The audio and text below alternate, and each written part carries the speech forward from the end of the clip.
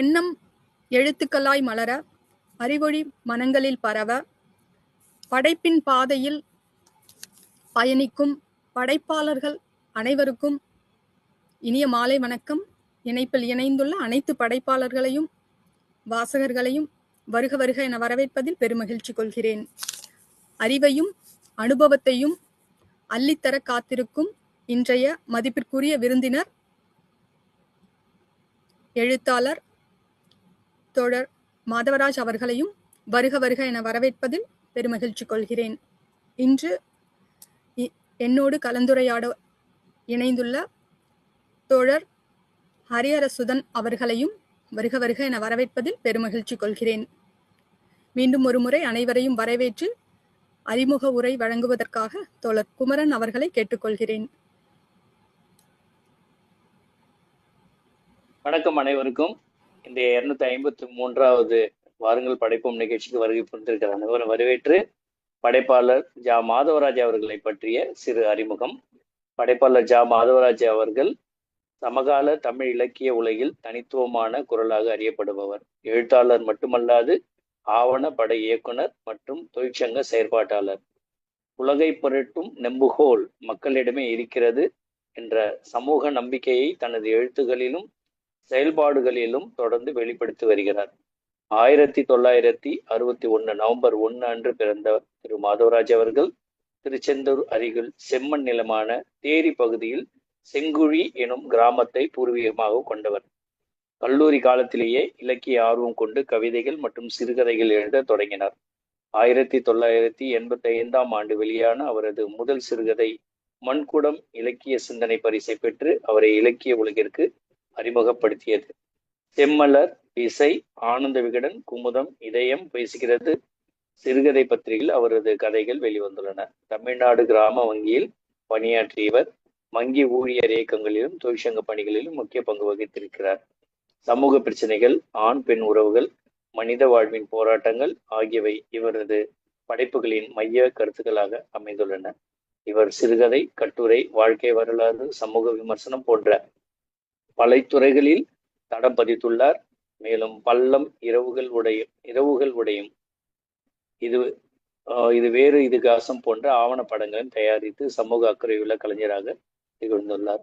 எளிய மொழி, ஆழமான சமூக பார்வை, மனிதநேய சிந்தனை மற்றும் வாசகனை ஈர்க்கும் கதை சொல்லும் திறன் ஆகியவை திரு மாதவராஜ் அவர்களின் எழுத்துக்களின் சிறப்பம்சங்களாகும். இலக்கியமும் சமூக பொறுப்பும் இணையும் இடத்தில் தனது படைப்பு பயணத்தை அமைத்துள்ள இவர் நவீன தமிழ் இலக்கியத்தின் குறிப்பிடத்தக்க படைப்பாளிகளில் ஒருவராக மதிக்கப்படுகிறார். இவரின் படைப்புகள் ராஜகுமாரன் சிறுகதை தொகுப்பு, போதி நிலா சிறுகதை தொகுப்பு, கிளிக் நாவல், 2ஆம் இதயம் அனுபவங்கள், புத்தரை பார்த்தேன் சொற்சித்திரங்கள், அப்புனைவு எழுத்துக்கள், ஆதனினால் காதல் செய்வேர், காந்தி புன்னகைக்கிறார், என்றென்றும் மார்க்ஸ் சுருக்கமான வரலாறு, இருட்டிலிருந்து தொழிற்சங்க அனுபவங்கள், சேகுவேரா அமெரிக்க உளவுத்துறை ரகசிய குறிப்புகளின் பின்னணியில், பொய் மனிதனின் கதை, வீர சுதந்திரம் வேண்டி இந்திய விடுதலை போராட்டத்தின் சுவடுகள், மனிதர்கள் உலகங்கள், காற்றுக்கென்னவேலி, தடை செய்யப்பட்ட புத்தகங்கள், உங்களை உற்று பார்க்கும் மலைப்பாம்பு, இந்திய பாசிசம் குறித்த பார்வை, ஆவணப்படங்கள், பள்ளம் இரவுகள் உடையும் இது வேறு இதிகாசம், விருதுகள், இலக்கிய சிந்தனை பரிசு 1985 ஆண்டு வெளியான அவரது முதல் சிறுகதை தொகுப்பான மண்குடம் இந்த பரிசை பெற்றுள்ளது. திருப்பூர் தமிழ் சங்க விருது 2023 ஆண்டிற்கான சிறந்த தமிழ் நாவலாக கிளிக் திருப்பூர் தமிழ் சங்கத்தால் தேர்வு செய்யப்பட்டு விருது வழங்கப்பட்டது. இவர்கள் நேர்காணலுக்கு செய்யும் ஒரு பெண்மணி சமூக செயற்பாட்டாளர் திருமதி வினிதா மோகன், கரூரை சேர்ந்தவர், எழுத்தாளர், கவிஞர், பயிற்சியாளர் மற்றும் சமூக ஆர்வலர் என பல துறைகளில் சிறந்து விளங்கும் பன்முக ஆளுமை. இயற்பியலில் இளங்கலை பெற்று இவர் தற்போது தமிழ் இலக்கியம் பயின்று வருகிறார். ரோட்டரி இயக்கத்தின் மூலம் சமூக பணியிலும் தனித்துவமாக ஈடுபட்டு ஆயிரக்கணக்கான மாணவர்களுக்கு ஊக்கமளித்து வருகிறார். பீனிக்ஸ் பெண்கள், கர்ச்சனை உள்ளிட்ட அவரது நூல்கள் வாசகர்களின் பாராட்டை பெற்றுள்ளன. பீனிக்ஸ் பெண்கள் நூலின் கட்டுரைகள் கல்லூரி பாடத்திட்டத்திலும் இடம்பெற்றுள்ளன. இலக்கியம், கல்வி மற்றும் சமூக சேவை ஆகிய துறைகளில் தொடர்ந்து பங்களித்து வரும் வினிதா மோகன் தனது எழுத்தாலும் செயற்பாடுகளும் பலருக்கும் உத்வேகமாக திகழ்கிறார். மேலும் வாருங்கள் படைப்போம் குழுவின் முக்கியமாக அதை தொடங்கி இன்று கிட்டத்தட்ட 253 நிகழ்ச்சிகளை நடத்த பெருமை இவரை சாரும் என்பதை தெரிவித்துக் கொள்கிறோம். அடுத்ததாக மற்றும் ஒரு நேர்காணல் செய்ய இருப்பவர் அறிவியல் ஆய்வாளர் ஹரிஹரசுதன், ஒரு திறமையான மற்றும் ஆர்வமிக்க இளம் தொழில்நுட்ப வல்லுநர். இவர் செயற்கை நுண்ணறிவு துறையில் பணியாற்றி வருகிறார். 2023 முதல் 2021 வரை ஜோகோ நிறுவனத்தில் பணியாற்றிய அனுபவம் பெற்றவர். தற்போது மோட்டிவேட் இன்னோவேஷன் நிறுவனத்தில் தனது தொழில்முறை பயணத்தை தொடர்கிறார். அதே நேரத்தில் கம்ப்யூட்டர் சயின்ஸ் துறையில் மாஸ்டர்ஸ் படிப்பையும் மேற்கொண்டு வருகிறார். அறிவை தொடர்ந்து தேடி கற்றுக்கொள்வதும் அதை நடைமுறை வாழ்க்கையிலும் பணியிலும் பயன்படுத்தி வருவதும் அவருடைய முக்கியமான பண்பாகும். கற்று நேசி வாழ் கற்பி என்ற தத்துவத்தை பின்பற்றி புதிய சிந்தனைகள் மற்றும் தொழில்நுட்பங்களை ஆராய்ந்து தன்னை தொடர்ந்து மேம்படுத்தி கொண்டு வருகிறார். ஏஐ, சாஃப்ட்வேர் இன்ஜினியரிங் மற்றும் இன்னோவேஷன் துறைகளில் வளர்ந்து வரும் ஒரு இளம் நிபுணராக தன்னை நிலைநிறுத்தி வருகிறார். இந்த நிகழ்ச்சியில் பங்கேற்கும் விருந்தினரையும் அவரை நேர்காணல் செய்யும் இருவரையும் அன்போடு வரவேற்கிறோம் மற்றும் கலந்து கொண்ட அனைவரையும் நிகழ்ச்சியை வழிநடத்தி கொடுக்கும்படி அன்போடு கேட்டுக்கொள்கிறோம். நன்றி. நன்றிகள் தோழர், ரொம்ப அழகாக எங்களை எல்லாத்தையும் அறிமுகப்படுத்தினீங்க. நன்றிகள். ஆக்சுவலி ஒரு வாரத்துக்கு முன்னாடி கலை, ஒரு 7 நாளைக்கு முன்னாடி கலை இந்த ஆளுமையை வந்து நீங்கள் தான் பண்ண போகிறீங்க, நீங்கள் பண்ணிடுறீங்களா அப்படின்னு கேட்டாங்க. எனக்கும் எந்த கமிட்மெண்ட்டும் இல்லாதனால சரின்னு சொல்லிட்டேன். 7 நாட்கள் பண்ணணும்னு முடிவெடுத்ததுக்கப்புறம் என் கூட பண்ண போகிறது யாருன்னு நிறைய பேருக்கு காமிச்சேன். கடைசியாக ஹரி ஓகே சொன்னாங்க. என் குமரன் தோழர் கூட ஓகே தான் சொல்லியிருந்தாங்க. கடைசியாக ஆக்சுவலி இந்த தருணத்தில் நான் ஒரு விஷயத்தை பதிவு பண்ணணும். நம்மளை மாதிரி ஒரு இலக்கிய குழு நடத்துறவங்களுக்கு ஒரு மிகப்பெரிய சவால் என்னன்னா, படைப்பாளர்களுடைய நூல்களை வந்து வாங்கி வாசிக்கிறது. ஏன்னா தொடர்ந்து ஒரு பயணத்தை நம்ம செஞ்சுட்டு இருக்கும்பொழுது அந்த வாங்கி இவ்வளவு நம்ம படிக்கிறது, அதே படைப்பாளர்களுடைய ஒத்துழைப்பால் அதை அனுப்பும்போது நம்மளுக்கு அது மிகப்பெரிய ஒத்துழைப்பா இருக்கும். அதை நமக்கு நல்கிய மாதவராஜ் அவர்களுக்கு இந்த நேரத்தில், இந்த தருணத்தில் நன்றிகளை தெரிவிச்சுக்கிறோம். ஏன்னா ஒரு படைப்பாளர்களை நம்ம எந்த அளவுக்கு இது பண்ணுறோமோ அவர்களும் நம்ம கூட சப்போர்ட்டிவாக நிற்கிறாங்க அப்படிங்கிறதுக்கு ஒரு உதாரணம். இந்த நேரத்தில் அவர் 6 புத்தகங்களை எனக்கு அனுப்பி வச்சாரு. நான் 3 நூல்கள் படித்தேன், ஹரிக்கு 3 நூல்கள் அனுப்பிச்சேன். அதில் நான் எடுத்துக்கொண்ட ஆக்சுவலி அந்த ஒரே வாரத்தில் 3 நூல்களையும் படிச்சிருக்கேன். அதற்கு மிக முக்கிய காரணம் அவருடைய எழுத்து நடை. இன்றைக்கு அவருடைய படைப்புலகம் பற்றி பேசுறது எனக்கு 3மே ஒரு ஆக்சுவலி நீ எது வேணாலும் எடுத்துக்கோ கலை அப்படின்னு சொல்லி ஹரி அப்படின்னு சொல்லிட்டு ஹரிக்கு அனுப்பிச்சு விட்டேன். ஃபோட்டோ எடுத்து இந்த 6 நூல்கள் இருக்குன்னா அவர் எடுத்துட்டு போகிற தேர்வு, ஏன்னா நமக்கு எந்த நூலை கொடுத்தாலும் கல்கண்டு வாசிக்கிற ஆர்வம் இருக்கு நம்மளை போகிற ஆட்களுக்கு, அதனால அனுப்புங்கன்னு சொன்னோன்னே அவர் அனுப்பிச்சு அவர் தவிர்த்த 3 நூல்களுமே எனக்கு ஒரு 3 உலகங்கள். ஒன்று வந்து ஒரு சேக்குவேரா, ஒரு அற்புதமான புரட்சி, இன்னொன்று ஒரு இந்த கிளிக் நாவல், இந்த ஐடி உலகத்தை பற்றின ஒரு நாவல், 3வது பொய் மனிதர்களின் கதை, அது ஒரு அரசியல், முழுமையான அரசியல், அதை பற்றின கேள்விகளும் இருக்குது. நம்ம மூன்று வெவ்வேறு கோணங்களில் 3 உலகங்களை நம்ம வந்து தொகுத்து இன்னைக்கு நம்ம கேள்விகள், அதுவும் இந்த 20 நிமிஷத்துக்குள்ளே நான் கேட்கணும், அதனால நேரடியாக கேள்விகளுக்குள்ள போயிடுறேன். அந்த 3 நூல்களில் முதல் நூல் கிளிக் நாவல். இந்த நாவல் பற்றி தான் ஃபஸ்ட்டு கேள்விகள் இருக்க போது. 2வது சேக்குவேரா, இவர்களுடைய சேக்குவேரா அது. அடுத்தது பொய் மனிதர்களின் கதை. சேக்குவேரா நூல் ஆல்ரெடி நான் படிச்சிருந்தாலும் வேணு சீனிவாசன் அவர்களோட படிச்சிருந்தேன். ஆனால் இது வந்து ஒரு வித்தியாசமான தொகுதி. நம்ம கேள்விகள் வரும்போது அதை தொடர்ந்து பார்ப்போம். என்னுடைய முதல் புத்தகம் வந்து அவரோடது கிளிக் நாவலை பற்றி. அதனுடைய கதை சுருக்கத்தை சொல்லிட்டு அவர்கிட்ட நேராக போகலான்னு நினைக்கிறேன். கிளிக் நாவல் பற்றி சொல்லணும். கிளிக் நாவல் வந்து ஒரு ஐடி தொழில் இருக்கிற பூங்குழலி அப்படிங்கிறவங்கள பற்றினா, அவங்க தான் கதாநாயகி. அவர்களுக்கு திருமணம் நிச்சயிக்கப்படுது. நிச்சயிக்கப்பட்ட திருமணம் வந்து ஒரு நிகழ்வுனால நிறுத்தப்படுது. என்னன்னா, ஃபேஸ்புக்கில் அவங்க ஒரு பதிவு போடுறாங்க. என்ன பதிவுன்னா, குவீன் அப்படிங்கிற ஒரு இந்தி திரைப்படத்தை பற்றின பதிவை போடுறாங்க. அந்த பதிவை பார்த்த மாப்பிள்ளை வீட்டார் வந்து அந்த திருமணத்தை நிறுத்திடுறாங்க. கடைசியில அந்த அந்த மாப்பிள்ளை அதான் அந்த கதாநாயகனுடைய பேரு நரேன். அவர் வந்து அந்த திருமணத்தை வந்து பிறகு பூங்குழலிய முழுமையா புரிஞ்சுக்கிட்டு ஏத்துக்கிறதுக்காக வரும் பொழுது பூங்குழலி ஒரு அழகான ஒரு திரைப்படத்துக்கு போலான்னு ஒரு நட்பு ரீதியா கூப்பிடுற மாதிரியான அந்த கதையை வந்து அழகா முடிச்சிருப்பாங்க. இதுதான் சுருக்கமானது. ஆக்சுவலி 1.5 மாசத்துக்குள்ள நடக்கக்கூடிய ஒரு கதைக்களம் அது. அற்புதமான நூல். தொடர் இப்போ நான் வந்து உங்களோட வரேன். ஏன்னா இனிமேல் இப்போ நான் ஏதாவது சொன்னாலும் அவங்களுக்கு ஈஸியா வந்து அந்த கதைகளோட லிங்க் பண்ணிக்குவாங்க. அதற்காக தகவல் தொழில்நுட்ப உலகின் பின்னணியில் கார்ப்பரேட் கலாச்சாரம் மனித உறவுகளை எப்படி கருவிகளாகவும் நுகர்பொருளாகவும் மாற்றுகிறது என்பதை உங்களுடைய கிளிக் நாவல் ரொம்ப துல்லியமா உங்களுடைய கிளிக் நாவல்ல மிக துல்லியமா படம் பிடிச்சு காட்டியிருப்பீங்க. இந்த கிளிக் நாவல்ல வர பூங்குழலி கதாபாத்திரமாகட்டும், ஆக்சுவலி இந்த பூங்குழலி கதாபாத்திரம் அவங்களோட ஐடி ஊழியரா மட்டும் அவங்க தெரியல எனக்கு. இன்னும் அதை தாண்டி கார்ப்பரேட் உலகத்தோட நெருக்கடி, குடும்பத்தோட கட்டுப்பாடு, இது எல்லாத்திற்கும் நடுவுல தன்னுடைய சுய மரியாதையை விட்டு கொடுக்காம வாழ போராடும் ஒரு நவீன பெண்ணினுடைய மனநிலையை குறிக்கிறதான இந்த பெண் கதாபாத்திரம் நவீன பெண்ணா நம்மளோட மனசுல நிக்கிறாங்க. அதே நேரத்துல அவளோட அம்மா சித்ரா, தாத்தா பூசைப்பாண்டி, தாத்தா பூசைப்பழம், மாமா, இந்த இவர்களோட யதார்த்தமான கவலைகளும் நமக்குள்ள ஒரு தத்தளிப்பை ஏற்படுத்துகிறது. ஆக்சுவலி இதுல இன்னொரு முக்கிய கதாபாத்திரம் அவங்க குறிப்பிட்டிருப்பாங்க. அதாவது காதலால் பித்து பிடித்த மனநிலையில இருக்கக்கூடிய கல்யாணி. அந்த கதாபாத்திரம் மனித மனங்களோட ஏதோ ஒரு ஆழமான புதிரை நமக்குள்ள கடத்துறதா தோணுது. உண்மையை சொல்லணும்னா இந்த நாவலை வாசிச்சு முடிச்சு புத்தகத்தை மூடி வைக்கும் பொழுது நம்மை சுற்றி இருக்கிற கார்ப்பரேட் உலகத்தையும் நம்முடைய குடும்ப உறவுகளையும் நாமே ஒரு நிமிஷம் வந்து சுய பரிசோதனை செய்து கொள்வதாக தோணுச்சு. அதுதான் உண்மை. ஆக்சுவலி உங்களுடைய என்னுடைய கேள்வி இதான் தோழர். உங்களுடைய முன்னுரையில நீங்க குறிப்பிட்டிருப்பீங்க,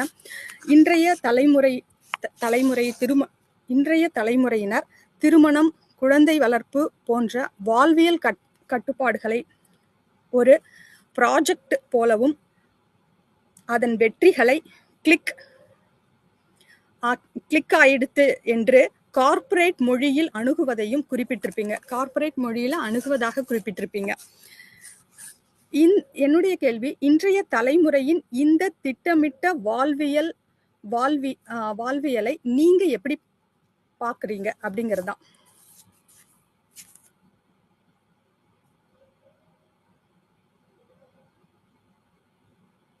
தோழர் அன்மியூட் பண்ணிட்டு பேசுங்க.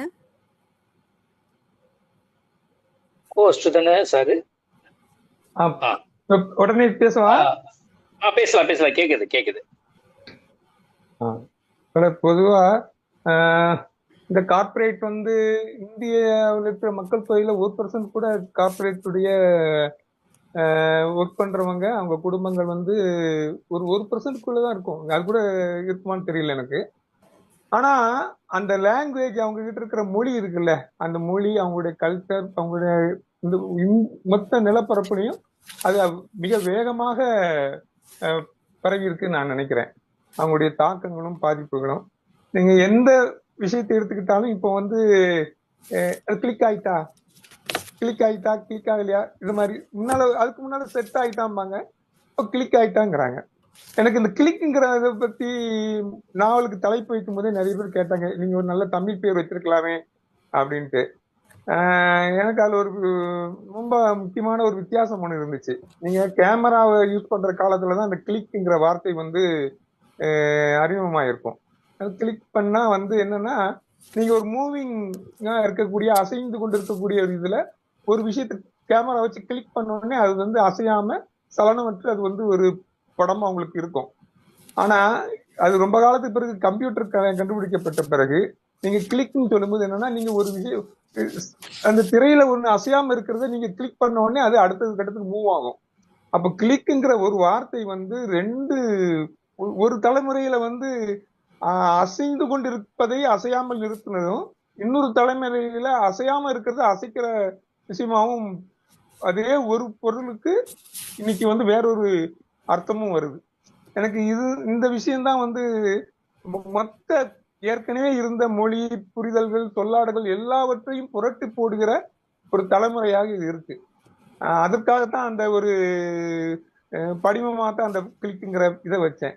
நீங்க இப்ப குழந்தை பெற்றுக்கணும் அப்படின்னு சொன்னா கூட இப்ப வந்து யோசிக்கிறாங்க. கல்யாணம் கட்டணும்னு சொன்னா கூட இப்ப இந்த காலத்துல யோசிக்கிறாங்க. நான் இன்னும் கொஞ்சம் ஸ்டெபிளைஸ் ஆயிக்கிறேன், நான் இன்னும் கொஞ்சம் ஒரு வீடோ லோனோ ஏதோ போடுறதுக்கான தகுதி வாங்கி இன்னும் கொஞ்சம் வரட்டும், ஒரு ஸ்டேட்டஸோ அல்லது என்னன்னா உங்களுடைய வேலையை வந்து ஒரு செக்யூரிட்டி ஜாப் கிடையாது. அப்போ ஒரு இன்செக்யூரிட்டி அவங்களுக்கு இருந்துகிட்டே இருக்கு. அந்த இன்செக்யூரிட்டியில இருந்து அவங்க வந்து செக்யூர்டாக எப்போ நம்ம வருவோங்கிற ஒரு நினைப்பு இருந்துகிட்டே இருக்கு. அதனாலதான் அவங்க கல்யாணம் செய்வதையும் ஒரு ப்ராஜெக்டா பார்க்காங்க. இன்னும் ஒரு 3 வருஷம், இன்னும் 2 வருஷம் தள்ளி போடலாம். இன்னைக்கு வந்து பெண்கள் ஆண்கள் எல்லாருமே சொல்றாங்க அதை. அதே மாதிரிதான் வந்து குழந்தை பெற்றுக்கிறது இன்னொரு 3-4 வருஷம் தள்ளி போட்டுக்கலாம். ஏன்னா எல்லாவற்றையும் பொருளாதாரமும் அவனுடைய செக்யூர்டு லைஃபும் தான் தீர்மானிக்கிற மாதிரி இன்னைக்கு இருக்கக்கூடிய இந்த கார்பரேட் உலகம் மாற்றிருக்கு. அதனாலதான் அந்த கிளிக்ங்கிற வார்த்தையை வச்சேன். இன்னொன்னு, அந்த முன்னுரையிலேயே அவங்க ஒரு இதை சொல்லியிருப்பேன், அவங்களும் படிச்சிருப்பாங்க. அந்த முன்னுரையில வந்து ஒரு கிராமத்துல இருந்து ஒரு பொங்கல் லீவு முடிச்சுட்டு ஐடில வேலை பார்க்குற ஒரு பொண்ணு வந்து பஸ்ல ஏறுவாங்க. ஏறி வந்து அப்போ வந்து பஸ்க்கு வெளியே இருக்கிறவங்க வந்து அவங்க அம்மா அப்பாவும் தன் பொண்ணு எங்கேயோ ஒரு ஊர்ல போய் இருக்க போறா, இனிமே எப்போ வருவாளோ தெரியாது, இன்னும் 2 மாசம் 3 மாசம் கூட ஆகும்ட்டு நீங்க தலைக்கு ஒழுங்கா என்ன தெரியாதுன்ட்டு அவங்க கிராமத்துல குடும்பத்துல அவங்க மனைவி அந்த ரொம்ப அக்கறையோட நிறைய விஷயங்களை சொல்லிட்டு இருப்பாங்க. அந்த பொண்ணு அமைதியா கேட்டுட்டு இருக்கும். எந்த விஷயத்தையும் அவங்க கிட்ட வந்து உரையாடவே செய்யாது. எல்லாத்தையும் சரி சரி சரின்னு கேட்டுட்டு இருப்பாங்க. அடுத்த நாள் காலையில சென்னையில என்டர் ஆகும்போது ரொம்ப பஸ் ஜாம் ஆயிருக்கும். ஒரு பெருங்குளத்து பக்கத்துல வந்து பஸ் நடுவுல நிக்கும். அந்த பக்கம் இந்த பக்கம் கூட்டமா இருக்கும். இந்த பொண்ணு அது பாட்டு சர்வசாதாரணமா இறங்கி கீழே போய் இந்த டிரைவர்கிட்ட கேட்பாங்க. கேட்ட உடனே இங்க எறங்க போறீங்க, ரொம்ப கூட்டமா இருக்குன்னு, பரவாயில்ல இறக்கி விடுங்க. அது இறங்கி மொத்த கூட்டத்துக்கு நடுவுல நின்றுட்டு இருக்கும்போது ஒரு பையன் பைக்ல போவான். அவன் ஒரு ஹெல்மெட் போட்டு வருவான். யாரோ ஒரு பையன் இந்த கையை நீட்டி லிப்ட் கேட்ட உடனே அந்த பையன் நிப்பாட்டி பின்னால ஏத்திட்டு போயிடுவான் சட்டுன்னு. நீங்க நேற்று அந்த கிராமத்துல பார்த்த அந்த பொண்ணு தான் இன்னைக்கு நகரத்துல கால் வைக்கவும் அதுக்கு வேறொரு தைரியமும் வேறொரு பார்த்து இன்னொரு பொண்ணாக இருக்கிறா. இந்த கிராமத்துல இருந்து நகரத்துக்கு வந்த பொண்ணை வேறொரு பொண்ணா மாத்துனதுல வந்து ஐடிக்கு ஒரு பெரிய பங்கு இருக்குன்னு நினைக்கிறேன். இந்த கதையை நான் எழுதுறதுக்கான நோக்கமும் அதுல இருந்து தான் பிறந்துச்சு. அதையும் நான் குறிப்பிட்டிருப்பேன். இப்படித்தான் நான் அதை கிளிக்க நான் புரிஞ்சுக்கிறேன். ஆக்சுவலி ரொம்ப அற்புதமா சொன்னீங்க. நான் முன்னுரையில படிச்சேன். அதாவது நீங்க பஸ்ல தான் டிராவல் பண்ணும்பொழுது பார்த்த ஒரு கதாபாத்திரத்தை அதுக்கு மீறி வந்து உங்களுடைய கற்பனை திறனை யூஸ் பண்ணி அதை வந்து டெவலப் பண்ணி நீங்க பண்ணியிருக்கீங்கன்னு அதுல மென்ஷன் பண்ணியிருந்தீங்க. என்னுடைய அடுத்த கேள்வி கூட இப்போ நீங்க சொன்னதை வச்சுதான், உங்களுடைய இந்த நாவலினுடைய முடிவுல பாத்தீங்கன்னா காதலும் கடந்து போகும் அப்படிங்கிற ஒரு திரைப்படத்தை குறியீடா வச்சு நீங்க நாவல் முடிச்சிருப்பீங்க. என்னுடைய கேள்வி வந்து குயின் திரைப்பட நீங்க வந்து உங்களுடைய கற்பனை திறனை இதுல பயன்படுத்திருக்கிறதா சொன்னீங்க. குயின் திரைப்படத்தினுடைய தாக்கமா, அல்லது ஆக்சுவலி இந்த கதாபாத்திரம் வந்து ரொம்ப ஒரு கம்பீரமா வந்து நம்ம ஜெயகாந்தன் மொழியில சொல்லணும்னா உன்னுடைய புரிதல் உன்னோடு இருக்கட்டும், என் சுயமரியாதை என்னோடு அப்படிங்கிற மாதிரியான ஒரு கம்பீரமான ஒரு பெண்ணா நீங்க வந்து கொண்டு வந்திருக்கீங்க. அப்ப அவருடைய தாக்கமா அப்படிங்கிறது ஒண்ணு. இன்னொன்னு, இந்த நாவலினுடைய தொடர்ச்சி வருமா அப்படிங்கிறதும். ஏன்னா இதுதாங்க. அந்த பெண்ணுடைய அது ஒரு இன்ஸ்பிரேஷன் தான். ஆனா நான் கதை எழுதுனதுல வந்து எழுதும்போது எனக்கு ஒரு சில குறிப்பிட்ட நோக்கங்கள் இருந்துச்சு. அத கதையில வந்து நான் வந்து போற போக்குல நான் வந்து அதை சொல்லியிருப்பேன். ஒண்ணு வந்து ஒரு 3 தலைமுறை வந்திருக்கும். இந்த கதையில வந்து பூங்குழுடைய பாட்டியும் இருப்பாங்க, நரேனுக்கும் தாத்தா இருப்பார். ஒரு பாட்டி, அவங்க தாத்தா, அவங்களுடைய தலைமுறை ஒண்ணு, அதுக்கடுத்த ஒரு தலைமுறை, அதுக்கப்புறம் 2K கிட்ஸ் மாதிரி 90ஸ்க்கு பிறகு பிறந்த ஒரு தலைமுறை. அதுங்கதான் பூங்குழி லெலி. நீங்க இந்த தலைமுறை சம்பந்தமா வந்து நமக்கு ஒரு தெளிவு வந்து இந்த கதையில வந்து நான் வந்து சுட்டி காட்டிருப்பேன்னு நினைக்கிறேன்.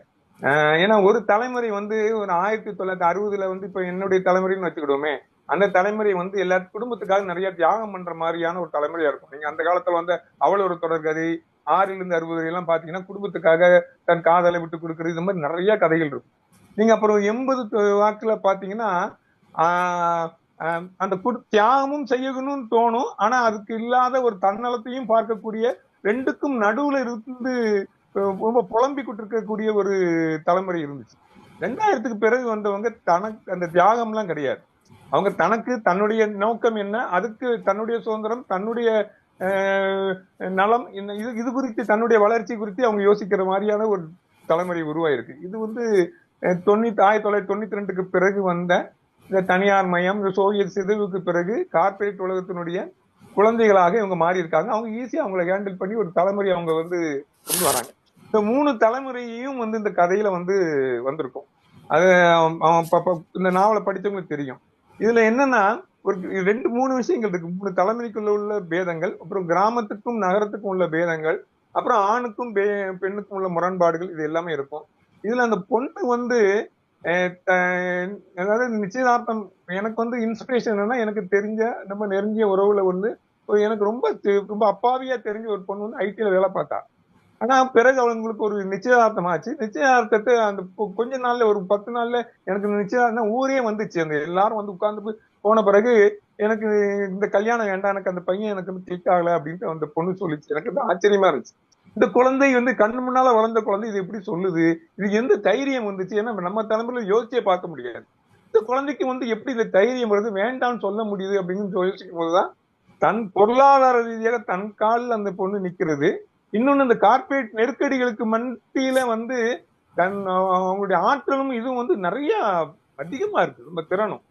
அதை வந்து இந்த கதையில வந்து நீங்க பார்க்கலாம். ரொம்ப எப்படி அவங்க வந்து ஒவ்வொரு விஷயத்தையும் எதிர்கொள்றாங்க, எவ்வளவு சில விஷயங்கள் இவ்வளவு கூலா இருக்காங்க, சில விஷயங்கள்ல டக்குன்னு வெடிக்கிறது, இது எல்லாமே இந்த பொண்ணுகிட்ட இருக்கும். அதையெல்லாம் தாண்டி என்னன்னா நம்ம நிறைய விஷயங்களை திட்டமிடுறோம். இந்த ஒரு குடும்பமா உட்காந்து நிறைய விஷயங்களை திட்டமிடுவோம். ஆனா இன்னைக்கு இருக்கிற இந்த ஜெனரேஷன் நான் பாக்குற எல்லாமே மேஜிக்கா இருக்கு. நீங்க அதான் ஒரு மேஜிக் ஷோ தான் இதுல ரொம்ப முக்கியமானது. இப்ப ஏன்னா 5ஆம் கிளாஸ் படிக்கும் போது அந்த பொண்ணு வந்து ஒரு மேஜிக் ஷோக்கு போகும்போது அங்க வந்து தலையை கொடுத்தா ஒரு கில்லட் மாதிரி இருக்கும், அதுல தலையை கொடுத்தா வெட்டின உடனே பூ விழும் கழுத்துல. இந்த குழந்தை முதல்ல போறதுக்கு பயப்படும். அதே அந்த குழந்தை அப்புறம் 2ஆம் நாள் ஸ்கூல்ல இருந்து போகும்போது தலையை கொடுத்துரும். அப்ப பூவோட வருவாங்க இந்த பொண்ணு. அதே மாதிரிதான் இவங்களுக்கு வந்து தடவை வந்து நரேன் கூட பேசுறது வந்து அந்த நிச்சயம் செய்யப்பட்ட பொழுது அந்த பயப்படுறார், நிறைய சந்தேகங்கள் இருக்கு. அது இந்த கிளிக்ங்கிறதுல வந்து ஒரு ஆணுக்கு வந்து கிளிக் பண்றது வந்து நீங்க வந்து ரைட் கிளிக் பண்ற லெஃப்ட் கிளிக் பண்ண மாதிரி என்டர் ஆயிடுவான் உடனே. ஒரு விஷயத்தை எடுத்து ஆண் வந்து உடனே என்டர் ஆகிறதான் பார்ப்பான். ஆனா ஒரு பெண்ணுக்கு அப்படி கிடையாது, நிறைய தயக்கங்கள் இருக்கும். அவங்க ரைட் கிளிக் பண்ணி அதுல ஆப்ஷன்ஸ் எல்லாம் பார்த்து நம்ம போலாமா வேண்டாமான்னு டிசைட் பண்ணுவாங்க. ஒரு பெண் ஆண் வந்து ரைட் டக்குன்னு என்டர் ஆகிறதுக்கு பார்ப்பதும், ஒரு பெண் வந்து ஆப்ஷன் எல்லாம் பார்த்து நிதானித்து போறதும் தான் இந்த கிளிக் நாவல். அப்படி நிதானித்து போறது ஒரு மேஜிக்கா நிகழுது இதுல. இதனுடைய தொடர்ச்சி எழுதுறதான இருக்குங்களா தொடர்? எழுதலாம், இன்னும் கொஞ்ச நாள் கழிச்சு எழுதுவேன். ஆக்சுவலி நீங்க இந்த மேஜிக் ஷோ பத்தி சொல்லும்போது நீங்க இன்னொன்னும் குறிப்பிட்டிருந்தீங்க. ஆண்டு விழால அவங்க அப்பா ஒரு அறிவுரை கூறுவாங்க. ஆக்சுவலி அவர் நல்லா பர்ஃபார்ம் பண்ணியிருப்பா. டான்ஸ் ப்ரோக்ராம் வீட்ல வந்து பண்ணும் பொழுது ரொம்ப அழகா பண்ணியிருப்பா. ரொம்ப அவ்வளோ அழகா பண்ணியிருப்பா. ஆனா அவளோட ஸ்டேஜ்ல போய் பண்ணும்பொழுது கால் கொஞ்சம் எட்டி குதிக்கும் பொழுது கால் ஃப்ராக்சர் ஆயிடும். அந்த குழந்தை எல்லாரும் சிரிக்கும் பொழுது அவங்க அப்பா கிட்ட வந்து என்னால ஃபுல்லா முடிச்சிட்டு கீழே வந்துட்டு அவ டல்லா இருக்கும்போது அவங்க அப்பா ஒரு வார்த்தைகள் சொல்லுவாங்க, விழுந்து என்ன பண்ணாலும் கூட சப்போர்ட்டிவா நான் இருக்கேன் அப்படின்னு அப்பா சொல்றதுக்கு அப்பா இருக்காங்கன்னு அதை யோசிக்கும் பொழுது அந்த தருணங்கள்லாம் ரொம்ப அழகா நீங்க வந்து அந்த கட்டமைச்சிருப்பீங்க. அப்பா இல்லைங்கிற விஷயத்த வந்து ஒரு பெண்ணா எப்படி அவ உணர்றாங்கிறத அந்த சின்ன சம்பவம் மூலியமா ரொம்ப அழகா கடத்திருப்பீங்க. நீங்க இந்த மேஜிக் ஷோ சொன்னோன்னே எனக்கு அந்த அந்த நினைவு வந்துச்சு. ஆக்சுவலி என்னோட அடுத்த கேள்வி வந்து உங்களுடைய அடுத்த இன்னொரு நூல் செக்வேரா நூல்பட்டை. இன்று வந்து ஜூன் 9 உலக ஆவண காப்பக நாள். வரலாற்றின் மறைக்கப்பட்ட பக்கங்களை ஆவணங்கள் வழியே மீட் மீட்கும் மிக முக்கியமான நாள் இன்று. உங்களுடைய சேக்குவேரா நூலும் அமெரிக்க உளவுத்துறையின் ரகசிய ஆவணங்களை ஆதாரமாக கொண்டு எழுதப்பட்ட ஒரு தனித்துவமான நூல். இந்த நூலை பற்றி நீங்க வந்து சொன்னீங்கன்னா நல்லா இருக்கும். ஏன்னா இதற்கான மெனக்கடல் நீங்க எவ்வளவு பண்ணீங்க. ஒரு ஆவணங்களை வைத்து ஒரு நூல் நம்ம வந்து செய்யும் பொழுது அதற்கு நிறைய மெனக்கடல் இருந்திருக்கும். இந்த நூலை பற்றியும் அதற்கான நீங்க எடுத்துக்கொண்ட முயற்சிகளை பற்றியும் இந்த தருணத்துல நீங்க பதிவு செய்யணும்னு நினைக்கிறேன். இன்றைய தினத்துல பதிவு செஞ்சா இன்னும் அது ஏற்புடையதா இருக்கும், நல்லா இருக்கும் நினைக்கிறேன். சரி தொடர். அதாவது 2000க்கு பிறகு நான் கம்ப்யூட்டர்ல இது பார்த்து இருக்கும்போது ஒரு சிஏஏ உடைய நிறைய டாக்குமெண்ட் வந்து அவங்க வந்து எல்லாத்தையும் ரிலீஸ் பண்ண மாட்டாங்க. ஒரு குறிப்பிட்ட காலத்துக்கு பிறகு கிளாசிஃபைடுன்னு அதை வந்து ரிலீஸ் பண்ணுவாங்க. அப்படி கிளாசிஃபைட் டாக்குமெண்ட்ல வந்து எனக்கு சேவை பத்தி சில டாக்குமெண்ட் வந்து நான் வந்து நெட்ல பார்த்தேன். பார்க்கும்போது எனக்கு அது ஆச்சரியமா இருந்துச்சு. ஏன்னா சேவை பத்தி அதுக்கு முன்னால சில புத்தகங்கள் படிச்சிருக்கிறேன். அது வந்து முழுக்க சேவை பத்தி கேஸ்ட்ரோ சொல்லியிருப்பாரு, இல்லைன்னா சேவை பத்தி நெருக்கமானவங்க எழுதியிருப்பாங்க, அவருடைய பார்வையில இருந்து எழுதப்பட்டிருக்கும். எனக்கு ரொம்ப முக்கியமா தெரிஞ்சது வந்து சேவை கொண்டதே வந்து அமெரிக்கா சிஏ தான். அவங்க தரப்புல இருந்து சேவை வந்து பத்தி அவங்க என்ன புரிஞ்சுக்கிட்டாங்க, அவரை எப்படி கொள்வதற்கு சரி பண்ணாங்க, எல்லாமே அந்த டாக்குமெண்ட்ல இருக்கும். அது சுடப்பட்ட அந்த விஷயம் வரைக்கும் எல்லாமே இருக்கும். அப்ப எனக்கு வந்து நாம் நினைத்து பார்க்கிற ஒரு மிகப்பெரிய நாயகனை அவனை சுட்டு கொன்ன எதிராளிகள் எப்படி பார்த்திருக்காங்கிறது அறிவும்போது எனக்கு வந்து ரொம்ப அதிர்ச்சியமா, ரொம்ப மாதிரி வியப்பமா இருந்துச்சு உள்ள படிக்கும்போது. அப்ப இதை சொல்ல வேண்டும் என்றுதான் தோணுச்சு. அதுல இருந்துதான் வந்து அந்த டாக்குமெண்ட்ல இந்த முழுக்க அந்த டாக்குமெண்ட்டை பேஸ் பண்ணி தான் வந்து அந்த புத்தகமே எழுதியிருப்பேன். யார் அவனை கொன்றார்களோ அந்த தேவையை கொன்றவர்களுடைய பார்வையிலிருந்து எழுதப்பட்ட புத்தகமாக இது இருக்கும். அவங்க வழியில இருக்கும். அவங்க எவ்வளவு பயந்து இருக்கிறாங்க தேவைங்கிற ஒற்றை மனிதனை பார்த்து, அவருடைய கொரில்லா போரை பார்த்து நம்ம பேசலாம். ஆனா அவங்க எப்படியெல்லாம் வந்து அவரை ஒவ்வொரு காலகட்டத்திலும் வந்து புரிந்திருக்கிறாங்க, பயந்து இருக்காங்க, அவரை கொள்வதற்கு எங்கெல்லாம் தேடி அலைஞ்சிருக்கிறாங்க, கிட்டத்தட்ட வேட்டையை நடத்தியிருக்காங்க. ஆப்பிரிக்காவுக்கு போறாங்க, அப்புறம் ஒவ்வொரு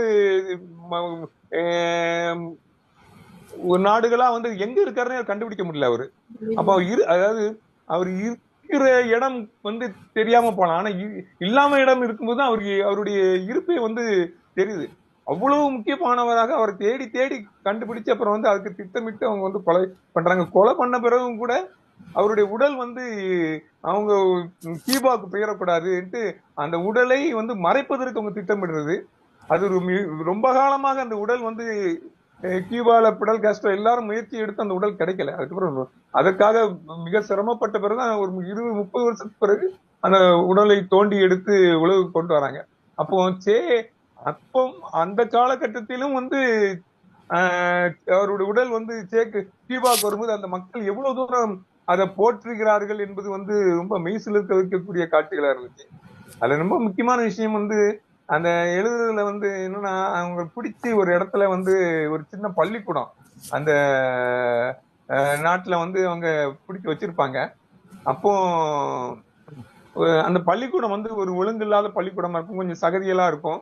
இவர் வந்து கையை காலை கெட்டி போட்டு அந்த சகதியில போட்டிருப்பாங்க. அந்த ஒரு உணவு கொடுப்பதற்கு ஒரு அங்க இருக்கக்கூடிய ஒரு டீச்சர் அனுப்புவாங்க. அந்த டீச்சர் உள்ள வரும்போது சேக்குவாரா வந்து அதுல வந்து பிளாக் போர்டுல வந்து எழுதி போட்டிருக்கோம், இங்கிலீஷ் எல்லாம் எழுதி போட்டிருக்கோம். அதுல வந்து அதுல கிராமட்டிக்கல் மிஸ்டேக் இருப்பதை சுட்டி காட்டுவார் அந்த டீச்சர்கிட்ட. அவங்களுக்கு ஆச்சரியமா போயிடும். அவங்க வந்து இது ஒரு லும்பன் அடிப்பட்டியும் ஒரு தீவிரவாதி, இவனை வந்து கொலை பண்றதுக்கு பிடிச்சி போட்டிருக்காங்க, கைதியா வச்சிருக்காங்கன்ட்டு அந்த டீச்சர் நினைச்சிட்டு இருக்கும்போது இவர் வந்து அது ரொம்ப அறிவார்த்தமா பேசும்போது இவங்க அந்த டீச்சருக்கு அதிர்ச்சியா இருக்கும்.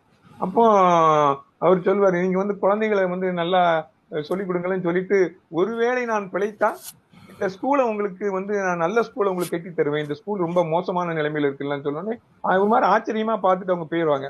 ஆனா ரொம்ப காலம் கழிச்சு இறந்த பிறகு அவர் உடல் கிடைத்த பிறகு அதே ஸ்கூல் வந்து புனரமைக்கப்பட்டு ரொம்ப பெரிய பள்ளியாக நினைவு கூறப்படும். அப்ப அந்த ஒரு மனிதனுடைய கனவு வந்து எப்படி நினைவாகுது, அவர் இல்லவே இல்லை, ஆனா நினைவாகுது.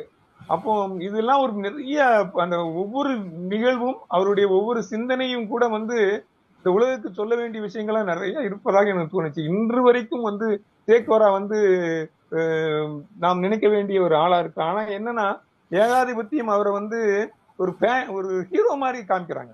ஒரு பனியன்ல வந்து சேகோரா படத்தை போட்டு அது வந்து ஒரு பறைப்பு விடுகிற நாயக பிம்பத்தை மட்டும்தான் அவங்களுக்கு கொடுத்துக்கிட்டு அதன் மூலம் வந்து டெஸ்ட்ராய் பண்றாங்க. அதை சேகோராவுடைய கூட்டு வந்து ஒரு தடவை சொல்லும் போது அவங்க வந்து நாயகனா பிம்பத்தை உருவாக்குறாங்க. எனக்கு அது சம்மதமே இல்லை.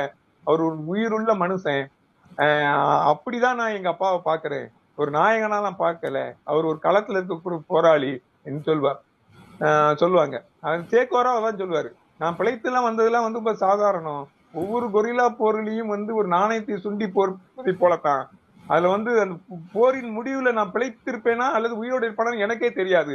அப்படித்தான் நான் வந்து போராடி இருக்கேன் களத்துல. நான் என்றென்றும் நிலைத்திருப்பேன், உயிரோடு இருப்பேன் நினைச்சதே கிடையாது அப்படின்னு சொல்லுவாரு. பிடல் காஸ்ட்ரோ அதெல்லாம் தாண்டி வந்து கொரில்லாங்கிறது ஒரு யுத்தம், போர் முறை. ஆனா வந்து அவங்க என்ன சொல்லுவாருன்னா, பிடல் காஸ்ட்ரோ சேகோரா பத்தி சொல்லும்போது அவர் ஒரு கொரில்லா கலைஞன் அப்படின்றாரு. கொரில்லா போராளி கூட சொல்ல முடியாது. கொரில்லா போரையே ஒரு கலையாக மாற்றின ஒரு கலைஞன் அப்படின்னு சொல்லுவாரு. அப்புறம் எல்லாருக்கும் தெரியும் மார்க்ஸ் வந்து சிந்தனையில ஈர்க்கப்பட்ட நிறைய போராளிகள் உருவாராங்க. அந்த மார்க்ஸுடைய சிந்தனைகளை அவர் எப்படி பார்க்கிறாருங்கிறது ரொம்ப ஆச்சரியமா இருக்கும். மார்க்ஸ் சொல்லுவாரு, கடைசியில் அவருடைய கம்யூனிஸ்ட் கட்சியுடைய அறிக்கையில கடைசியில் சொல்லுவார், இழப்பதற்கு ஒன்றும் இல்லை, பெறுவதற்கு பொன் உலகம் இருக்கிறது அப்படின்னு சொல்லுவார். சேகுவாரா வந்து அதை அப்படியே மாத்தி சொல்லுவார், பெறுவதற்கு ஒன்றும் இல்லை, இழப்பதற்கு இன்னும் இருக்கிறதுன்னு சொல்லுவார். ரெண்டு பேரும் சொல்றதுல வித்தியாசம் ஒன்றும் கிடையாது. அவர் என்ன வேணா மேல இருந்து அந்த ஒரு தத்துவத்தின் வழி ஒரு போராளிகளை நீங்க இன்னும் இழக்கிறதுக்கு ஒண்ணு இல்லை, எல்லாவற்றையும் அவர்கள் உறைந்து உங்ககிட்ட இருந்து சுரண்டிட்டாங்க, நீங்க வந்து அதை மீறி போராடும் பொழுது உங்களுக்கு பெறுவதற்கு பொன்னுலகம் இருக்குன்னு சொல்றாரு. அவர் வந்து வழிகாட்டக்கூடிய இடத்துல இருந்து அதை சொல்றாரு. ஆனா சேக்குவாரா கீழே களத்துல நின்று போராடுகிறவர். அவர் என்ன பார்க்கிறாருன்னா, இன்னும் இழப்பதற்கு என்னிடம் உயிர் இருக்கிறது, நான் செத்து போயிருவேன், ஆனா பெறுவதற்கு எனக்கு எதுவுமே இல்லை அப்படின்னு அவர் சொல்றாரு. ரெண்டுக்கும் வித்தியாசம் ஒண்ணும் கிடையாது. ஆனா சொல்லக்கூடிய இடத்துல வந்து அந்த பொருள் மாறுபடுது. இது எல்லாம் சேர்த்துதான் அந்த புத்தகத்தை நான் எழுதணும்னு நினைச்சேன், அவரை பத்தி சொல்லணும்னு நினைச்சேன். ரொம்ப அற்புதமா சொன்னீங்க தோழர். ஆக்சுவலி உங்களுடைய நீங்க சொன்ன அத்தனையும் தொகுத்து உங்களுடைய நூலினுடைய முதல் 2 வரிகள் நான் வாசிச்சேன்னா அதுலயே ஃபுல்லா அடங்கியிருக்கும். அந்த சேக்குவேராவோட நூலை நீங்க துவங்கி இருக்கிறதே அப்படிதான் சொல்றீங்க. அவர் நினைத்தது போல் இல்லாமல் நீ வாழ்ந்து கொண்டிருக்கிறாய் சே அப்படின்னு தான் நீங்க வந்து அந்த ஒரு கொட்டேஷனோட ஆரம்பிச்சிருப்பீங்க. ஆக்சுவலி அவர் நிறைய அமைச்சர் பதவிகள், நிறைய பதவிகள், பேங்க் இதுல எல்லாம் கூட பெரிய பதவிகளை இருந்துட்டு அந்த பதவிகளை துறந்து விட்டு எனக்கும் அந்த அரசியல் களம் எனக்கு பிடிக்கவில்லை, அவர்கள் மக்களுக்காக சேவை செய்வது மாறுபட்டு இருக்கிறது, இவருடைய கண்ணோட்டத்துல மாறுபட்டு இருக்குன்னு மறுபடியும் களத்துக்கு வந்தவர். இன்றைய என்னுடைய அடுத்த கேள்வி அதுதான். இன்றைய அரசியல் சூழல் எல்லாம் பார்க்கும் பொழுது சேக்குவேராவெல்லாம் நாம் நினைவுக்கு கொண்டு வர வேண்டிய தருணங்கள் தான் இது. என்னுடைய அடுத்த இது வந்து உங்களுடைய பொய் மனிதன் கதை, அந்த நூலை பற்றி தான். பொய் மனிதனின் கதை இந்த நூல்ல தற்கால அரசியல் சூழல்ல இருக்கிற பிம்பங்களையும் அதிகார போட்டிகளையும் ஒரு சமூக பொறுப்போட ரொம்ப அழகா விவரிச்சிருக்கீங்க அந்த இதுல. என்னுடைய கேள்வி வந்து, அரசியல்வாதிகள் தங்களுக்குள்ளேயே மாறி மாறி போய் அவர்கள் பாணியில, அரசியல்வாதிகள் பாணியில சொல்லணும்னா நீங்க சொன்ன மாதிரி உண்மையை மறைத்து கொள்ள, தங்களுக்குள்ளேயே மாறி மாறி உண்மையை மறைத்து கொள்ளும் இந்த நிழல் யுத்தத்தையும் இன்றைய தற்கால அரசியல் போக்கையும் நீங்கள் எப்படி பார்க்கிறீர்கள்? இந்த புத்தகம் வந்து பொய் மனிதனின் கதைங்கிறது பிரதமர் மோடியை பற்றிய கதை. அவரை தான் நான் பொய் மனிதனின் கதைன்னு அவரை பத்தி தான் நான் எழுதியிருக்கிறேன். எனக்கு வந்து ஏன்னா பாசிசம்ங்கிறதே வந்து ஒரு அதிகாரத்தின் உச்சியில இருக்கக்கூடிய ஒரு நிலை. பெரும்பாலும் வந்து மனிதர்களை வந்து அவங்க பொய்களால் தான் கவர்கிறார்கள், பொய்களால் தான் ஆள்கிறார்கள். இது உலகம் எங்கும் பார்க்கலாம். நீங்க ஹிட்லருடைய இதே வந்து பொய் தான். அவர் ஹிட்லரை சொல்றது என்னன்னா, சின்ன பொய்களை சொல்லாதீங்க, நம்ப மாட்டாங்க. பெரிய பொய்களை சொன்னோம்னா இப்படியும் நடக்குமான்ட்டு நினைச்சே வந்து அதை நம்புவாங்க அப்படின்ட்டு சொல்லுவாங்க. அப்படின்னு அவர் சொல்லுவார். அதான் கோயாபல்ஸ் தான் அவருடைய அந்த கோயாபல்ஸ்னாலே பொய்ங்கிறது தான் நம்ம வந்து உலகம் ஃபுல்லா அறிந்திருக்கு. என்ன பண்ண சரியான கோயாபல்ஸ்பாங்க. அது கிருஷ்ணர் அவர் வந்து ஹிட்லருடைய பிரதம மந்திரி மாதிரி அவர் இருந்த முக்கிய மந்திரியா பக்கத்துல இருந்தவர். அவர் கூடயே இருந்தவர், நிழலா இருந்தவர். அதே மாதிரி நீங்க பாத்தீங்கன்னா பேசிசம் எங்கெல்லாம் வந்து ஆட்சிக்கு வருதோ அதிகாரத்துக்கு வருதோ அங்கெல்லாம் வந்து பொய்கள் வந்து அதிகமாக மக்களிடம் வந்து பரப்பப்பட்டுக்கிட்டே இருக்கு. உண்மைகளை மறைக்கிறது, பொய்களை வந்து ஃபுல்லா பரப்பி விடுறது. இது என்ன ஆகும்னா ஒரு கட்டத்துல அந்த பொய்களாலேயே மக்களை வந்து மக்களின் மனங்களை தகவம் வைக்கிறாங்க. நீங்க ஒரு ஆட்சிக்கு ஒரு அதிகாரத்துக்கு வரணும்னா மக்களின் மனங்கள் அதுக்கு தகவல் வைக்கப்படணும். அந்த மக்கள் இன்னைக்கு இருக்கிற தேர்தல் முறையை நீங்க எடுத்துக்கிட்டீங்கன்னா நீங்க மக்கள் மனங்களை அது மாதிரி தங்களுடைய கருத்துக்களுக்கு ஏத்த மாதிரி இசைக்க மாதிரி அவங்களை தகவமைப்பது வந்து மிக முக்கியமான விஷயம். அதுல வந்து இந்த நமக்கு ஒரு மிகப்பெரிய அனுபவமா கிடைக்கிறது வந்து மோடியுடைய எறாங்க 2014 பிறகு பார்த்தோம்னா அவர் சொன்ன ஏராளமான விஷயங்கள் வந்து இன்றைக்கு வரைக்கும் நிறைய பொய்களை சொல்றாரு. அது ஆனா பொய் சொல்றான்னு சொல்றமே நம்ம சொன்னாலும் ஆனா மக்கள் அவங்க அது பத்தி என்ன நினைக்கிறாங்கன்னு நினைக்கும் போது அது ஒரு பெரிய அதிர்ச்சியான விஷயமா இருக்கு. ஒண்ணுமில்லை, நீங்க வந்து 2014 எலெக்ஷன்ல வந்து 15 லட்சம் எல்லார் கணக்குலயும் போடுவோம் அப்படிங்கிற மாதிரியான ஒரு வாக்குறுதி சொல்லப்பட்டு மோடியே சொன்னார். ஆனா பிறகு என்ன சொன்னாங்கன்னா இந்தியாவுக்கு வெளியே இருக்கக்கூடிய அவர் ஜெயிச்ச பிறகு இந்தியாவுக்கு வெளியே இருக்கக்கூடிய கருப்பு பணத்தை பிடிச்சா எல்லாருக்கும் 15 லட்சம் கொடுக்க முடியும் அப்படின்ட்டு அந்த பணம் எவ்வளவு அமௌண்ட்ங்கிற மாதிரி நாங்க சொன்னோம் அப்படிங்கிற மாதிரி ஒருத்தர் சொன்னாரு. இன்னொருத்தர் அமித்ஷா வந்து எங்க அதெல்லாம் தேர்தல் ஜும்லா அப்படின்ட்டு இப்ப கேஷுவலா சொல்லிட்டு போனார். ஆனா அந்த 15 லட்சம் என்பதை அவர் மோடி எங்கேயாவது ஒரு இடத்துல பேசியிருப்பாரு. ஆனா அவருடைய தொண்டர்கள் அந்த பேசிசம் இந்துத்தா RSS குரூப் எல்லா வீடுகளுக்கும் கொண்டு போனாங்க. 15 லட்சம் உங்களுக்கு கிடைக்கும், 15 லட்சம் கிடைக்கும். அப்புறம் கொஞ்ச நாள்ல ஒரு 2 வருஷத்துல காணாம போச்சுன்னு வச்சுருங்க. அப்புறம் மறந்துட்டாங்க மக்கள் அப்படின்னு நம்ம நினைச்சிட்டு இருக்கோம். ஆனா 2010 எனக்கு ஒரு அந்த நிகழ்ச்சி நம்ம மிக முக்கியமான நிகழ்ச்சியா பாக்குறேன். மூணாறுல, நம்ம தமிழ்நாட்டுலதான், மூணாறுல ஒரு நாள் பகல்ல காலையில விடிகால ஒரு 7-8 மணிக்கு வந்து ஒரு தகவல் வந்து ஒரு வாட்ஸ்அப்ல மூணாறுல உள்ள மக்களுக்கு நிறைய பேருக்கு போஸ்ட் ஆபீஸ்ல கணக்கு தொடங்க சொல்றாங்க. கணக்கு தொடங்கினா அந்த கணக்குல 15 லட்சம் மோடி போட போறாராம் அப்படின்னு திடீர்னு செய்தி. நீங்க ஆச்சரியமா இருக்கும். நீங்க 5 வருஷம் ஆகிட்டு அவர் 2014 சொல்லி பொய்னே எல்லாரும் விட்டுட்டு அவர் மேல நிறைய குற்றச்சாட்டுகள் வச்சு பொய் சொன்னார்லாம் சொல்லி அது எல்லாம் மொய்ந்து விட்டது 5 வருஷம் கழிச்சு. ஆனா போஸ்ட் ஆபீஸ் முன்னால ஏறத்தாழ ஒரு 500-600 மக்கள் கையில ஒரு பாஸ்போர்ட் சைஸும் ஒரு 100 ரூபாயும் ஓபன் பண்ணுவதற்கு அப்ளிகேஷன் ஒன்று போய் நிக்கிறாங்க. போய் கேட்ட மோடி 15 லட்சம் போட போறாரு, அக்கௌண்ட் ஓபன் பண்ண சொன்னாங்கன்னு சொல்றாங்க. அப்போ என்ன ஆகுதுன்னா திரும்ப திரும்ப திரும்ப திரும்ப சொல்லப்படுகிற ஒரு பொய்யுடைய விளைவு என்ன ஆகுதுன்னா அது உண்மை போன்ற மாயை அப்படின்ட்டு ஒரு அமெரிக்க சைக்காலஜில உள்ள ஒரு மிக முக்கியமான ஒரு நிபுணர் ஒருத்தர் சொல்றாரு. நீங்க இப்படி சொல்லி சொல்லி என்ன ஆகுதுன்னா ஒரு கட்டத்துல திரும்ப திரும்ப சொல்லப்படுது. ஆனா வேற எங்கேயும் நடக்கல. ஆனா திடீர்னு ஒரு செய்தி வரும் பொழுது என்ன ஆகுதுன்னா ஒருவேளை போட்டிருப்பாரோ அப்படின்னு நினைச்சுக்கிட்டு நம்ம வந்து அந்த 15 லட்சத்தை இழந்துடக்கூடாதுன்னு ஒரு பெரும் கூட்ட போய் நிக்குதாங்க. அப்போ உள்ளுக்குள்ள வந்து அவர் ஒருவேளை போடுவாரு அப்படிங்கிற மாதிரியான ஒரு நினைப்பு இல்லைன்னா போய் நிக்க மாட்டாங்க.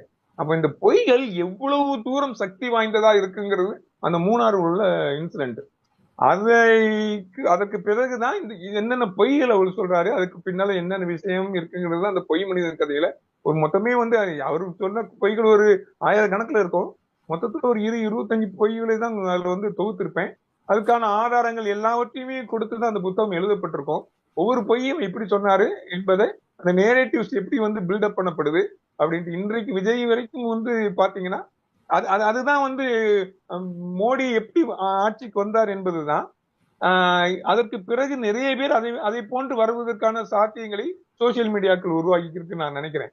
ஏன்னா மோடி 2013 அவர் வரும்போது என்னன்னா அவரை பத்தி ஒரு பிம்பம் என்னன்னா அவர் வந்து ஒரு கொலைகாரர், குஜராத்ல வந்து 2002 கலவரத்துல ஏராளமான நபரை கொன்றவர் அப்படிங்கிற மாதிரியான ஒரு பிம்பம் அவர் மேல இருக்கு. அது பிரிட்டன்லயும் அமெரிக்காவிலையும் அவருக்கு வந்து விசா கூட கொடுக்கல, இங்க நாட்டுக்குள்ள வரக்கூடாது அப்படின்னு சொல்லியிருந்தாங்க. அதான் நிலைமை 2009 வரைக்கும். ஆனா அதற்கு பிறகு வந்து 2013 ஒரு பிரைம் மினிஸ்டர் கேண்டிடேட் வைக்கிறாங்க. அப்போ வந்து அவருக்காக ஒரு 3 டீம் வந்து ஒர்க் பண்றாங்க. அமெரிக்கால இருந்து ஒரு டீம், மும்பையில உள்ள ஒரு டீம், அப்புறம் பிரசாந்த் குமார் கிஷோர் அவங்க டைம்ல ஒரு டீம், எல்லா டீமும் ஒரு 500 பேருக்கு மேல உட்காந்து அவருடைய ஒவ்வொரு அசைவையும் அவர் என்ன பேசணும், எப்படி டிராவல் பண்ணணும், எல்லாவற்றையுமே அவங்க தீர்மானிக்கிறாங்க. அதுல முக்கியமான விஷயமா வந்து அந்த அமெரிக்கால இருந்து அந்த டீம்ல இருந்து ஒரு கட்டுரை எழுதியிருக்காங்க. அந்த கட்டுரையை அதான் ஒரு பொய்யாக அதுல வந்து சொல்லியிருப்பேன். அவர் வந்து என்ன பண்றாருன்னா, மோடி வந்து அவர் மேல ஒரு இமேஜ் இருக்கு, கொலைகாரர் அப்படிங்கிற ஒரு இமேஜ் இருக்கு. அந்த இமேஜை எப்படி வந்து நாங்க வந்து இல்லாம ஆக்கணும்ட்டு அவர் எழுதுறாரு. அவர் வந்து நாங்க கார்பரேட், எங்களுக்கு வந்து பொருட்கள் பிராண்ட் தான் முக்கியம். நாங்க வந்து கொக்கோ கோலாவை எடுத்துக்கிட்டோம். கொக்கோ கோலா வந்து நச்சுத்தன்மை வாய்ந்ததுன்னு ஒரு காலகட்டத்துல இந்தியா ஃபுல்லா பரப்பப்பட்டுச்சு. நிறைய பேர் வந்து அதை பத்தி பேசினாங்க. அப்போ வந்து கொக்கோ கோலா மேல ஒரு நெகட்டிவ் இமேஜ் வந்துட்டு, அப்போ நாங்க அந்த அந்த கொக்கோ கோலா கம்பெனி என்ன பண்ணுச்சுங்கிறது தான் எங்களுக்கான இந்த ஸ்ட்ராட்டஜியா உருவாச்சு. நாங்க அதுக்கு பதிலே சொல்லக்கூடாது. அதுல வந்து அப்படி இல்லை அப்படின்னு நாங்க சொல்லவே மாட்டோம். அப்படி நீங்க அதுக்கு வாதம் உரையாடலா வந்துச்சுன்னா அது மேலும் வந்து சக்திய எல்லாராலும் பரப்பப்பட விஷயமா மாறிடும். அதனால நாங்க அதை பத்தி பேசவே இல்லை, அந்த கம்பெனி இதை பத்தி பேசவே இல்லை. ஆனா என்ன சொன்னாங்கன்னா, பேசாம இருந்துட்டு இந்தியாவுல மக்களுக்கு நெருக்கமான ஒரு கையில கொக்கோ கோலாவை நாங்க கையில கொடுத்தாங்க. டெண்டுல்கர் கையில கொக்கோ கோலா இருந்துச்சு, நடிகர் விஜய் கையில கொக்கோ கோலா இருந்துச்சு, நடிகை ராதிகா கையில கொக்கோ கோலா இருந்துச்சு. இந்தியாவில யாரெல்லாம் மிக முக்கியமான நடிகர்களோ விளையாட்டு வீரர்களோ அவங்க கையில எல்லாம் மக்கள் நேசிக்கக்கூடிய ஒரு கையில அந்த கொக்கோ கோலாவை கொடுத்துரும். அப்போ வந்து அந்த கொக்கோ கோலா பத்தி இமேஜ் படைஞ்சு போச்சு. இதே மாதிரிதான் மோடி வந்து பிரதம மந்திரி கேண்டிடேட் அனௌன்ஸ் பண்ண உடனே இந்தியாவில் இருக்கக்கூடிய மிக முக்கியமான பிரபலமான மக்களுக்கு நெருக்கமான விஐபிகள் எல்லாம் போய் செலிபிரிட்டிகள் எல்லாம் பார்க்க வச்சோம். நடிகர் விஜயை கூட பார்த்து போட்டப்பட்டாரு அவரு, அமிதாப் பச்சனை பார்த்து போட்டப்பட்டாரு, சிரஞ்சீவி பார்த்து போட்டப்பட்டாரு, நடிகைகள், இது மாதிரி நடிகர், விளையாட்டு வீரர்கள், மக்கள் நேசிக்கக்கூடியவர்கள் கூட அவர் நின்று போட்டோ போட்டு மோடி அவர்களோடு நெருக்கமா இருப்பதன் மூலம் அந்த இமேஜை உடைக்கிறாங்க. அப்போ ஒரு பொய்யா வந்து எப்படி வந்து கொஞ்சம் கொஞ்சமாக நீர்த்து போக செய்யறாங்கன்னு பார்க்கணும் நீங்க அந்த உண்மையை. அவங்க அப்படின்னு ஒவ்வொரு விஷயத்திலும் எப்படி ஸ்ட்ராட்டஜி பண்ணி அவர் உருவாக்கப்பட்டாருங்கிறது அதுல ஒரு சாப்டர் இருக்கும். அது மாதிரி அவருக்கும் அவர் ஒய்ஃபுக்கும் உள்ளது மிக முக்கியமானது.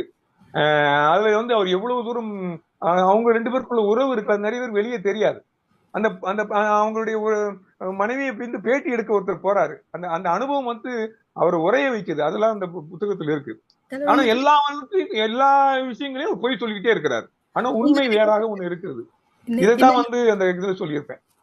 கண்டிப்பாங்க தோழர். எனக்கு பிறகு ஹரியும் வெயிட் பண்ணிட்டு இருக்காங்க. இன்னும் நேரம் ரொம்ப குறைவா இருக்கு நமக்கு. அதனோட என்னோட கடைசி கேள்வியா நான் இந்த கேள்வி இன்னும் ஹரி முடிச்சதுக்கு அப்புறம் மீதி டைம் இருந்ததுன்னா நான் உங்ககிட்ட அந்த கேள்விகள் கேட்கிறேன். என்னோட இறுதி கேள்வியா ஒரு கேள்வியை நான் கேட்கணும்னு நினைக்கிறேன்.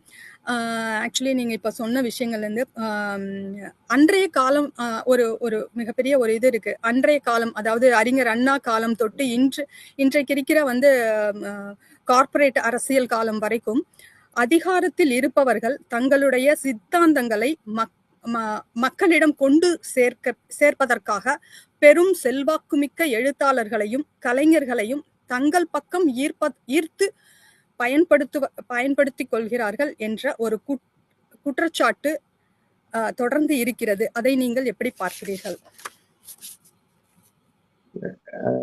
சித்தாந்தங்கள் விட்டு விலகக்கூடிய ஒரு காலத்துக்கு வந்து இப்போ நம்ம அரசியல் போயிட்டு இருக்குங்கிற மாதிரி நான் யோசிக்கிறேன். நீங்க சித்தாந்தங்களோடு இருக்கிற அரசியலை வந்து கார்பரேட்டுகள் விரும்ப மாட்டாங்க. கார்பரேட்டுகள் வந்து சித்தாந்தங்களற்ற அரசியலை தான் விரும்புவாங்க. சித்தாந்தங்களற்ற மக்களாக இருக்கணும்னு நினைப்பாங்க. சித்தாந்தங்களற்ற தலைவர்களா இருக்கணும் தான் ஆசைப்படுவாங்க. இப்போ சமீபத்துல வரக்கூடிய இந்த நீங்க வந்து நிகழ்வுகள் எல்லாம் பார்த்தாலே தெரியும். நீங்க டிஎம்கேன்னா அதுக்கு ஒரு சின்ன அதுக்கு ஒரு சித்தாந்தம் இருக்கு, திராவிடம்ங்கிற ஒரு சித்தாந்தம் இருக்கு. அத மாதிரி நீங்க வந்து RSS, பிஜேபின்னா அவங்களுக்கு ஒரு சித்தாந்தம் இருக்கு. ஆனா இடதுசாரிகளுக்கு அவங்களுக்கு ஒரு சித்தாந்தம் இருக்கு. இந்த சித்தாந்தங்களுக்கு பின்னால் திரள்கிற மக்கள் வந்து மக்களை வந்து இப்ப இருக்கிற கார்பரேட்டுகள் விரும்புவது இல்லை. அவங்க வந்து சித்தாந்தங்களற்ற மக்களாகவும் சித்தாந்தங்களற்ற தலைமையும் சித்தாந்தங்களற்ற அரசியலாக இருக்கவும் விரும்புறாங்க. அதுலயும் மிக முக்கியமாக நீங்க சமீபத்துல நடந்த ஜென்சி இந்த போராட்டங்கள் எல்லாம் பாத்தீங்கன்னா பல இடங்கள்ல வந்து அது பொறுப்புக்கு வருகிற ஒரு தலைமை, உறுதியான தலைமையோ அல்லது ஒரு சித்தாந்தமோ இல்லாம அந்த நேரத்து கோபங்கள் அதை வந்து வெடிக்குது. அதுக்கு பிறகு வந்து அது தொடர்ந்து நீடிக்குதாங்கிறதுல வந்து நிறைய அது இனிமேதான் நம்ம பார்க்கணும். ஆனா ஒரு விஷயம் தெளிவா நமக்கு தெரியுது, சித்தாந்தங்களுக்கு பின்னால் செல்வதை வந்து சித்தாந்தங்களுடைய அரசியல் வந்து ஒரு 2-3 நூற்றாண்டுகளாக இருந்துச்சு.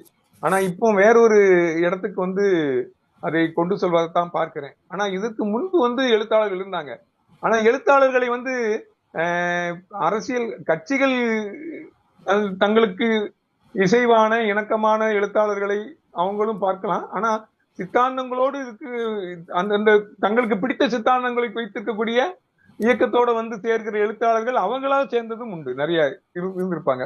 பொதுவாகவே எழுத்தாளர்கள் கவிஞர்களுடைய சிந்தனைகள்ல இருந்து பார்க்கும்போது அவங்களுடைய சித்தாந்தம் பெரும்பாலும் வந்து இடதுசாரிகளை நோக்கித்தான் இருக்க முடியும். ஏன்னா எழுத்து என்பது வாசிப்பது புத்தகங்களிலே வந்து ஒரு ஜனநாயகத்தன்மை கொண்டதா இருக்கும். நீங்க வந்து ஜனநாயகத்தன்மை கொண்டவர்களுக்கு வந்து இயல்பாகவே வந்து இடதுசாரிகளை நோக்கிதான் அவங்களுடைய பார்வைகளும் சித்தாந்தங்களும் இருக்கும். ஜனநாயகத்தன்மை அற்றவர்கள் நீங்க வந்து ஒரு வலதுசாரி இதுல போய் தான் அவங்க வந்து இணைந்திருப்பாங்க.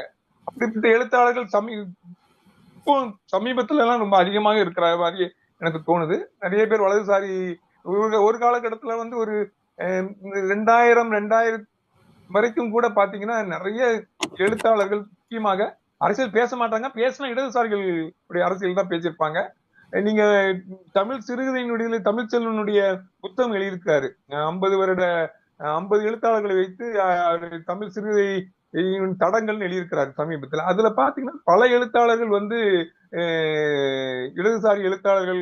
அவங்க வந்து அரசியல் பார்க்கும்போது அவங்க இடதுசாரி எழுத்தாளர்களாக இருக்கிறாங்க. திராவிட எழுத்தாளர்கள் பத்தி அவர் இருக்கிறாங்க. ஆனா வலதுசாரிங்கிறது வந்து பொதுவாக சித்தாந்தங்கள் அற்ற அல்லது எழுத்தாளர்கள் யாரெல்லாம் இருக்கிறார்களோ அவங்களாம் வலதுசாரி எழுத்தாளர்களாக அதுல தென்படுறாங்க. அது என்னுடைய பார்வையில. ஆனா இப்ப வர்ற கார்பரேட் உலகம் அதுக்கு வேறொரு திசையில் பயணிப்பதாக தான் நான் பார்க்கிறேன். நன்றிகள் தோழர். நம்ம தொடர்ந்து பேசுவோம். அதற்கு முன்னாடி ஹரியோட கேள்விகளை நம்ம வந்து பார்த்துடுவோம். ஹரி, நீங்க உங்களுடைய கேள்வி நேரத்தை தொடங்கலாம். ஹரி, கேக்குதா? கேக்குது கேக்குது ஹரி. ஓகே. ஏந்திய பாதத்தில் நிற்போனுக்கும் ஏந்திலை இவளை இறைவி, அரிய அரிய முதியவள் ஆயினும் அவள் அழகினள், ஆதி மனிதன் ஆவுதித்தாள் ஆதி தமிழென பெயரெடுத்தாள், 1000 பிறை கண்டாள் ஆழி கடந்தும் அவள் மிளிர்ந்தாள், கடவுளர் யாவரையும் கருவில் தாங்கினாள் கருவறை விட்டு காலத்தால் நீங்கினாள், வேடவர் வேட்டுவர் ராவணர் வழியனில் வேலு பிள்ளையையும் தாரை வார்த்தாள், வேலேந்தும் முருக மூதாதை தனையும் முன் சென்று நடத்தி முத்தமும் இட்டாள், வாளேந்து மக்களையும் வழிநடத்தி வந்தாள் வாழவும் வைத்தாள் வாழ் அறிவும் கூட்டினாள், சங்கம் புகுந்து சாலம் செய்தாள் எம் அங்கம் நிறைந்து ஆட்டி வைத்தாள், எங்கும் எதிலும் ஏற்றம் கண்டாள் எம்மையும் என்போல் எல்போல் தன்னில் சேர்த்தாள், ஈழத்தாகம் எனக்காற்றிடுவாள் வேளம் பழங்கொன்று வேற்றாரை வேறறுப்பாள், ஞாலம் விடுகையில் ஞானத்தீயாய் எங்கும் என் தாய் தமிழ் அவள் ஒளிர்வாள் என்று அன்னை தமிழை வணங்கி முன்னை தமிழை வணங்கி, அழகிய மாலை நேரம் இலகிய 3 புத்தகங்கள், பேருந்தில் மருகிய நேரங்கள், உருகியே வாசித்தேன் ஆதலினால் காதல் செய்வீர் என்ற அந்த அற்புதமான ஒரு படைப்பை முதல் இரு பகுதிகளை வாசிக்கும் போது நமக்கு வந்து காதல் அப்படின்னா என்ன அப்படிங்கிற மாதிரியான ஒரு விரிவுரையை நமக்கு கொடுப்பார் நம்மளுடைய ஆசிரியர். இன்னும் உள்ள போக போக காதலுக்கு இவ்வளவு அழகா அப்படிங்கிற மாதிரி நம்ம மெய் சிலிர்த்து போற அளவுக்கு ஒரு விதமான ஒரு கவிநயத்தை காட்டுவார் அதுல இருக்கக்கூடிய ஒவ்வொரு சாப்டர்லையும். நம்ம 3வது தொகுதி 4வது தொகுதி நம்ம போறப்போ நமக்கு இன்னும் ஒரு பாடம் அங்க காத்துக்கிட்டு இருக்கும். எப்படி வந்து காதல் அணுகப்பட வேண்டும், காதலுக்கான ஒரு சரியான புரிதல் இல்ல நிறைய பேர்கிட்ட. காதல் நிறைய பேருக்கு காணல் நீரா தெரியுது, ஒரு கற்பனையிலேயே காதல் வாழுது, கடைசி நேரத்துல அது கிடைக்கிறப்போ கண்ணீர்ல முடியுது. இந்த காதலை நம்ம எப்படி சரியா புரிஞ்சுக்கணும், இதை எப்படி நாம நம்மளுடைய வாழ்க்கையில புகுத்தி நீடித்து அது இருக்கணும், காதல் காலத்திற்கும் நிற்கணும் அப்படிங்கறதெல்லாம் நமக்கு சொல்லியிருப்பாரு. கண்ணை பார்த்து காதல் வரக்கூடியது அவருடைய கதைகள்லயும் சொல்லியிருப்பாரு, இந்த ஆதலினால் காதல் செய்வீர் படைப்புலையும் சொல்லியிருப்பாரு. இப்ப என்னுடைய முதல் கேள்வி என்ன அப்படின்னா, காதலில் இவ்வளவு கைதேர்ந்த அனுபவம் எப்படி ஒரு ஆசிரியருக்கு கிடைத்தது?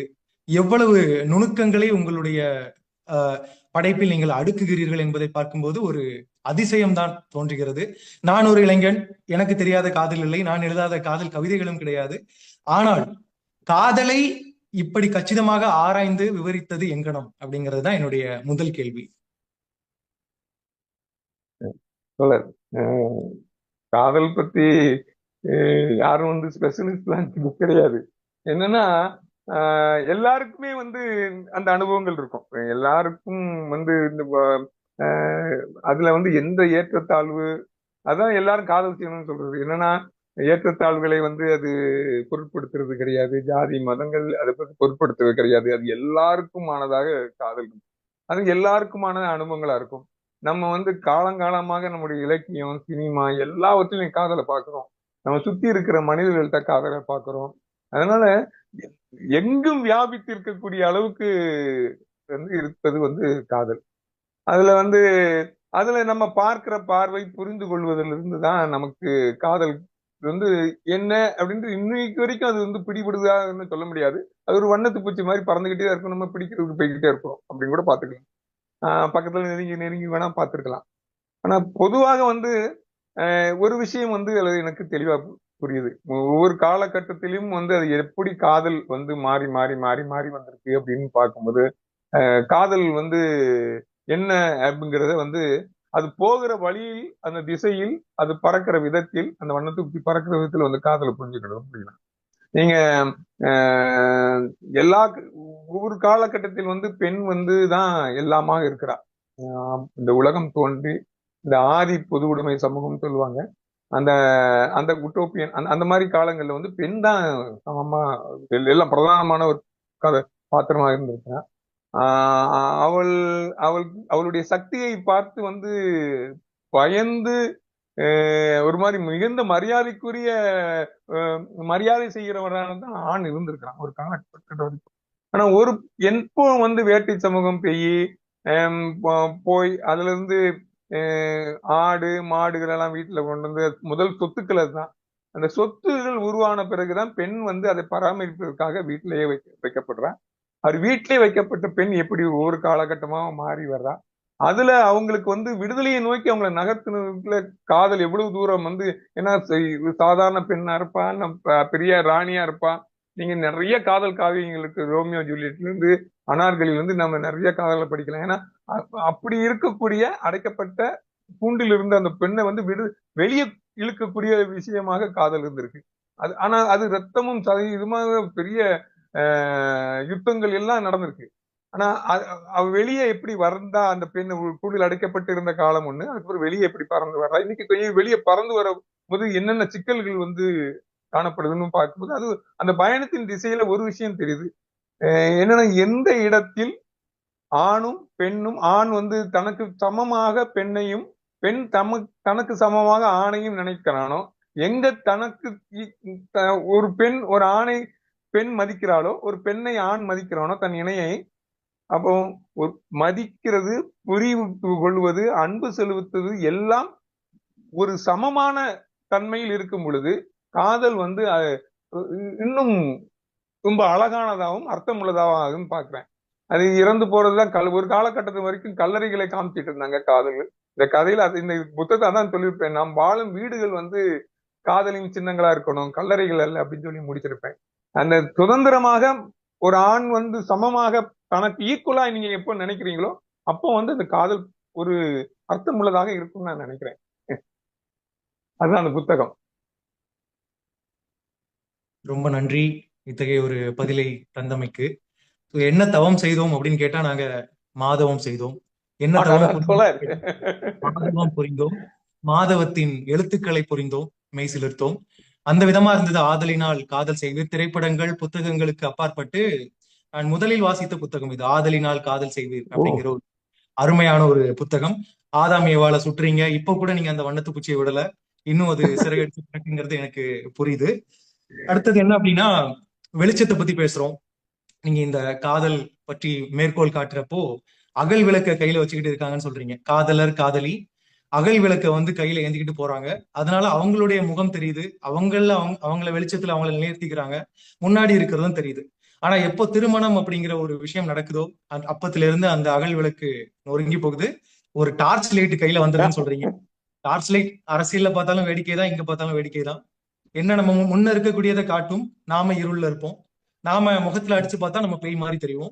திருமண வாழ்க்கையை நீங்க ஒரு டார்ச் லைட்டோட ஓமைப்படுத்திருக்கீங்க. வாசிக்க வாசிக்க ஒரு ஒரு விதமான ஒரு ஒரு புரிதல், ஒரு விதமான ஒரு ஆர்வம் கிளர்ந்துகிட்டே இருக்குங்கிறத இந்த இடத்துல நான் பதிவு பண்ணி ஆகணும்.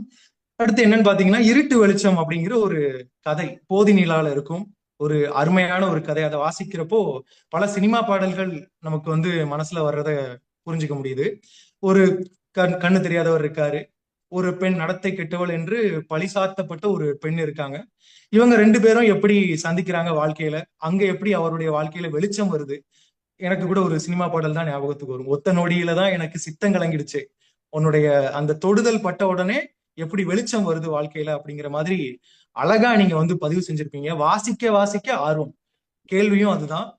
ஒரு ஆசிரியர் தன்னுடைய வார்த்தைகளில், தன்னுடைய சொல்லாடலில் ஆர்வத்தை செறிப்பது எங்கனம் அப்படிங்கறதா நம்மளுடைய கேள்வி. ஏன்னா நாங்க புத்தகம் எழுதணும்னு நினைச்சாலும் ஒவ்வொரு சொற்றொடரும் ஆர்வமிக்கதா இருக்கணும் வாசிக்கிறவங்களுக்கு, ஒவ்வொரு வார்த்தைகளும் ஆர்வமிக்கதா இருக்கணும், ஒவ்வொரு எழுத்துக்கள், நம்ம கம்ப்யூட்டர் லாங்குவேஜ்ல சொன்னா ஒவ்வொரு கேரக்டரும் இன்ட்ரெஸ்டிங்கா இருக்கணுங்கிறதெல்லாம் அந்த அளவுக்கு எல்லாம் போயிட்டு இருக்கோம். இப்போ உங்களுடைய பார்வையில் ஆர்வம் செறிப்பது எங்கனம்?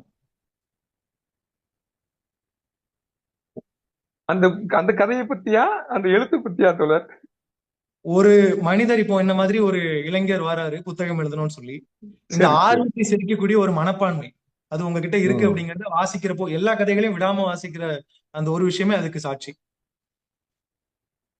தோழர், அஹ், நம்ம வந்து உம், வாழ்க்கையில வந்து நம்ம சுத்தி நிறைய நிறைய விஷயங்கள் நடந்துட்டு இருக்கு, நம்ம பார்த்துக்கிட்டே இருக்கிறோம். நீங்க நாம என்ன பொதுவா பார்க்கணும், ஒரு குழந்தை மனசு கொஞ்சம் வேணும்னு நான் நினைப்பேன். முக்கியமா ஆஹ், குழந்தைகளுக்கு வந்து எல்லாமே புதுசா இருக்கும். ஆனா வயசு ஆக ஆக ஆக வந்து நம்ம அந்த பார்த்ததை வந்து அது ஒரு பொருட்டா நினைக்காம போய்கிட்டே இருப்போம் அந்த வயசு ஆக ஆக. ஆனா குழந்தைகளுக்கு அது கிடையாது, அது எல்லாமே புதுசு. எல்லாமே வந்து அதுல ஏதோ ஒண்ணு இருக்குன்ட்டு பார்ப்பாங்க. நீங்க கையில வந்து இந்த வெயிட் வெயிட் வைப்பாங்கல்ல, பேப்பர் வெயிட் வைப்பாங்கல்ல, ஒரு கண்ணாடியில சில்லு வைப்பாங்க.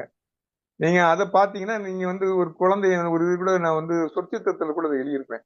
அந்த அந்த அந்த பேப்பர் வெயிட்டை வந்து அந்த கண்ணாடி இதை ஒரு ஒரு குழந்தையை பார்க்கும்போது அதுக்குள்ள இருக்கிற பூவோ, அதுல இருக்கிற மேகமோ, அதுல இருக்கிற தண்ணி சுழலோ அதுக்கு பெரிய வியப்பா இருக்கும். அது உருட்டி உருட்டி உருட்டி உருட்டி அந்த வந்து பேப்பர் வெயிட் இருக்கிற பூவை, செடிய, அதுக்கு நல்ல வண்ண கலவைகளா நிறைய இருக்கும். அதெல்லாம் பார்த்து அப்படியே அது ஒரு பெரிய உலகமாவும் அதுக்குள்ள நம்ம போயிட மாட்டோமான்னு குழந்தை பார்த்துக்கிட்டே இருக்கும். அதுக்கு அவ்வளவு இருக்கும். நான் சின்ன வயசுல எனக்கும் கூட அதெல்லாம் நிறைய தோணும். ஆனா நீங்க பெரிய ஆளான பிறகு நீங்க வந்து அப்படி குழந்தை வந்து அது வந்து ஆச்சரியமா ஏதாவது கேட்டு இது என்னப்பா அப்படின்னு கேட்டா அது அதுக்கு வந்து அது ஒரு பெரிய உலகம் மாதிரி தெரியும். பூக்கள் பூக்கிற, நட்சத்திரங்கள் இருக்கிற, மேகம் இருக்கிற எல்லாத்தையும் பார்த்துக்கிட்டு அது எதுவும் ஆச்சரியத்துல கேட்கும்போது நம்ம என்ன சொல்றோம்னா, அது ஒண்ணும் இல்ல, இதுதான் விஷயம், அது ஒண்ணும் இல்ல, அது ஒரு பேப்பர் வெயிட், நம்ம வயசானவங்க நம்ம சொல்லிடுறோம், அதோட முடிஞ்சு போயிடும். அது ஒண்ணும் இல்லைன்னு சொல்லும் போது ஒண்ணும் இல்லாம போயிருது. ஆனா ஒரு குழந்தைக்கு அதுக்குள்ள ஏராளமா இருக்கு. அப்போ நாம் வந்து குழந்தை மனதோட வந்து ஒவ்வொன்றையும் நம்ம பார்த்து அதை தெரிந்து கொள்ள முயற்சி பண்ணோம்னா நிறைய எழுதலாம் தோழர். ரொம்ப மகிழ்ச்சியான ஒரு இந்த விடையை கேட்கிறப்போ, இந்த பதிலை கேட்கிறப்போ மகிழ்ச்சி தான் மனசுல. எங்கேயோ ஒளிஞ்சிருக்கக்கூடிய ஒரு குழந்தை மறுபடியும் உயிர் பெற்று வர மாதிரியான ஒரு இந்த பதில் அந்த மாதிரி ஒரு ஊக்குவிப்பை தருது. இன்னும் சொல்ல போனா மறுபடி சில பாடல்கள் எனக்கு நினைவுக்கு வருது. எல்லாருக்கும் வேணும் அந்த குழந்தை மனசுதான் சொல்லி நீங்க கூட சொல்லியிருப்பீங்க உங்களுடைய புத்தகத்துல. அரிஸ்டாட்டில் வந்து சொல்லுவாரு, காதலன் வந்து பூமியில பிறக்கிறாரு, காதலி வந்து வேற சூரியன்ல பிறக்காங்க, ரெண்டு பேருடைய காதல் நிலவுல அரங்கேறுதுன்னு சொல்லி அரிஸ்டாட்டில் சொல்லியிருப்பாருன்னு சொல்லுவீங்க. அதே மாதிரி சினிமா பாடல்கள்லாம் இருக்கு. வீனஸ்ல இவன் பிறந்தான், மார்ஸ்ல இவன் பிறந்தான், வீனஸ்ல இவ பிறந்தா, ரெண்டு பேருக்கும் பாலம் காதல் அப்படிங்கிற மாதிரி சினிமா பாடல்கள்லாம் இருக்கு. வாசிக்க வாசிக்க ஒரு மேற்கோள் காட்டக்கூடிய ஒரு மனம் என்கிட்ட இருக்கு. உங்களுடைய புத்தகங்கள் அந்த ஒரு மனப்பான்மை இன்னும் கிளர்ந்து எழ செய்துங்கிறத நம்ம சொல்லலாம். அடுத்ததா வாசிச்ச சில கதைகள் ராஜகுமாரன், பொய்யான பழங்கதை, போதி நிலா, இந்த கதைகள் எல்லாம் வாசிக்க நேர்ந்தது. இந்த ராஜகுமாரன் இதெல்லாம் வாசிக்கிறப்போ கடைசியில ஒரு சொட்டு கண்ணீர், எல்லா கதைகள் வாசிக்கிறப்பவும் ஒரு சொட்டு கண்ணீர் வர்றது நிச்சயம். போதி நிலா புத்தகத்தில் இருக்கக்கூடிய ஒவ்வொரு கதைகளையும் வாசிக்கிறப்போ கடைசியில ஒரு சொட்டு கண்ணீர் கண்டிப்பா எனக்கு வரும். நான் அப்பேற்பட்ட ஒரு மனப்பான்மை நம்ம கிட்ட இருக்கு புத்தகங்கள் வாசிக்கிறப்போ. இப்ப இந்த ராஜகுமாரன் எப்படி ஒரு எதிர்பார்ப்புல வளர்ந்தவன், எப்பேற்பட்ட ஒரு நிலையை வந்து எட்டி இருக்கான் கடைசியா, அவன் அந்த சூழ்நிலைகள்லாம் எப்படி இருக்கு அப்படிங்கிற மாதிரி விளக்கியிருப்பீங்க. ஒரு தாயுடைய சுகத்தை பார்க்கிறான், நண்பனுடைய தயவுல போறான் வாரான். இவன் வந்து வளர்ந்து ஈரேழு உலகத்தை ஆள போறான்னு சொல்லி அம்மா வளர்ப்பாங்க. ஆனா கடைசியில அது எப்படி வருது, இதை வாசிக்கிறப்போ நமக்கு வந்து சிக்மண்ட், தத்துவ ஞானி சிக்மண்டுடைய வாழ்க்கை ஞாபகத்து வருது. அவங்க அம்மா மை கோல்டன் சிகி, என்னுடைய தங்கம்னு சொல்லி வளர்ப்பாங்க. கடைசி அவர் தங்கமாவே மாறுவாரு. அவர் அதே பதிவு பண்ணியிருப்பாரு. ஆனா அது இந்த ராஜகுமாரன் வாழ்க்கையில ஏன் பலிக்காம போச்சு, ஏன் தென்னாட்டுக்காரனுடைய வாழ்க்கையில பலிக்காம போச்சுங்கிறது ஒரு வியப்பு தான். பொய்யான பழங்கதை அதே மாதிரி ஒரு விஷயம். கிராமத்துல வளர்ந்து நகரத்துக்கு வந்து அவனுடைய வாழ்க்கை எப்படி மாறுது. உதாரணமா நான் ஒரு திருநெல்வேலிக்காரன், நான் இப்ப சென்னையில வந்து எப்படி இருக்கேன். சொல்ல போனா கிட்டத்தட்ட உங்களுக்கும் எனக்கும் ஒத்து போகும் நிறைய. திருச்செந்தூர், திருநெல்வேலி, சென்னை எப்படி மாத்திக்கிட்டு இருக்கு நம்மளுடைய வாழ்க்கையை, எப்படி மாறி இருக்கும். ஒவ்வொரு வாட்டி ஊருக்கு போயிட்டு இங்க வர்றப்பவும் நம்மளுடைய மனசு எப்படி எவ்வளவு கனமா இருக்கும் அப்படிங்கிறது எனக்கு நல்லாவே தெரியும். அதான் அந்த கதை வந்து வெளிச்சம் போட்டு காட்டும். வாசிக்கிறப்போ ஒவ்வொன்றும் என்னுடைய வாழ்க்கை மாதிரியே இருந்தது. எனக்கு ஒரு தனித்துவமான அனுபவம். போதி நிலா ஒரு கடைநிலை அனுபவம். சொல்ல போனா நம்மளுடைய தலைப்பும் அதுதான். ஒரு நிலா பாடம் புகட்டுது, ஒரு நிலா புத்தி புகட்டுது. என்ன புத்தி அப்படின்னா, நாம எதை விட்டுருக்கோம், இது நாள் வரைக்கும் நம்ம எதை விட்டுருக்கோம், இப்போ நம்ம எப்படி வாழ்ந்துகிட்டு இருக்கோம், நம்மளுடைய வாழ்க்கையில நம்ம அதிகமா இழக்கக்கூடிய ஒரு பகுதி எதுன்னு சொல்லி நமக்கு சுட்டி காட்டி ஒரு மனுஷனுடைய மனசே மாத்துது அப்படிங்கறது ஒரு கதையில காட்டியிருப்பீங்க. ஒரு தனிப்பட்ட ஒரு உலகம். ஒவ்வொரு கதையும் ஒரு பாமரனுடைய இதிகாசம் சொல்லலாம். அவ்வளவு ஒரு சிறப்பு மிக்க படைப்புகள். எனக்கு ரொம்ப பெருமை. இப்ப நான் கேட்கிற கேள்வி என்ன அப்படின்னா, நாம வந்து நடைமுறை சொற்கள் அதிகமா யூஸ் பண்றோம், வழக்கு சொற்கள் அதிகமா பயன்படுத்துறோம் நம்மளுடைய புத்தகங்கள்ல. இப்ப நம்ம வாசிக்கிறோம், அம்மங்கொடைன்னு சொல்றீங்க, ஓலத்தட்டின்னு சொல்றீங்க, பொன்னக்கா பார்வதி எங்க காணோம் எங்க காணோம் அப்படின்னு சொல்லி எழுதியிருக்கீங்க. அப்புறம் இந்த மாதிரி என்ன பண்ணிட்டு இருக்காவ, என்ன பண்ணிக்கிட்டு இருக்காவ, அவிய எங்க இருக்காவ. இப்ப இந்த மாதிரி எல்லாம் நம்ம எழுதுறப்போ நம்ம ஒரு படைப்பாளருடைய ஒரு நினைப்பு என்னவா இருக்கும் அப்படின்னா, எல்லாருக்கும் நம்ம புத்தகம் பாகுபாடு இல்லாம போகணும் அப்படின்னு இருக்கிறப்போ இந்த வழக்கு சொற்களை பயன்படுத்துவதை நீங்கள் எப்படி நினைக்கிறீர்கள் அப்படிங்கிறது நம்மளுடைய சுருக்கமான கேள்வி. வழக்கு சொற்குங்கிறது வந்து ஏன்னா ஒரு கதையில் உள்ள விஷயம் வந்து எல்லாருக்கும் பொதுவா இருக்கலாம். ஆனா கதை சொல்லப்படுற விஷயம் வந்து மிக பொதுவாக இருக்கணும்னு ஒரு அவசியம் இல்லை நான் நினைக்கிறேன். நீங்க வந்து கதை சொல்லக்கூடிய ஒரு விஷயம் பொதுவா இருக்கும்போது, நான் ஒருத்தர் அதே விஷயத்த ஆங்கிலத்துல எழுதலாம், தமிழ்ல எழுதலாம், ஒருத்தர் தெலுங்குல எழுதலாம். எந்த மொழியில எழுதினாலும் அது டிரான்ஸ்லேட் ஆகும்போது அதுக்கு ஒரே மாதிரியான புரியவும் அது கிட்டத்தட்ட அதுதான். நீங்க வந்து ஒரு வழக்கு சொல்ல இருக்கும்போது நான் வந்து அந்த வழக்கிலேயே வளர்ந்தவனா இருக்கிறேன்னு வச்சிருக்கேன். நான் வந்து அந்த முழு அந்த கதைக்குரிய முழு நியாயத்தை, அதுல இருக்க ஒரு ஆன்மாவை நான் வந்து அப்படியே வந்து சொல்லணும்னா அது எப்படி பேசப்பட்டாங்களோ நான் எப்படி உணரணும், என்னுடைய மொழியில நான் சொன்னாதான் அது வந்து அதுக்குரிய உயிர்ப்பு இருக்கும். எனக்கு வேறொரு மொழியில வந்து எனக்கு வந்து அவ்வளவு இதா இருக்காது. இப்ப வேறொரு சொல்லாடல் சொல் வழக்குல நான் வந்து திருச்செந்தூர் ஊரு, அங்க வந்து அவிய இவிய அப்படிதான் பேசுவாங்க. அந்த மொழியோட நான் எழுதும் போது எனக்கு அந்த எழுத்து வந்து மேலும் உயிர்ப்புள்ளதாக இருக்கும். ஆனா அது இருக்கிற மண்குடம்ங்கிற கதையை எனக்கு வந்து அந்த கதை ஃபுல்லாவே அந்த அந்த வழக்கு தான் வரும். ஆனா எனக்கு முதல்ல எனக்கு வந்து வந்த லெட்டர் வந்து சென்னையிலிருந்து வேணுகோபால் எங்க வந்து இந்தியன் பேங்க்ல ஒர்க், அவர் தான் எனக்கு எழுதின அந்த முதல் கடிதம். அவருக்கு இந்த வழக்குக்கும் சம்பந்தமே கிடையாது. இந்த வழக்கு அவர் வந்து முழுக்க முழுக்க சென்னை வேற ஒரு ஊருக்காரரு, திருநெல்வேலி வட்டார வழக்கே கிடையாது. ஆனா அவர் தான் எனக்கு முதல் கடிதம் வந்து எழுதி இந்த கதையை அவ்வளவு பாராட்டி எனக்கு எழுதிதான் இன்னும் கூட அந்த கடிதத்தை வச்சிருக்கிறேன்.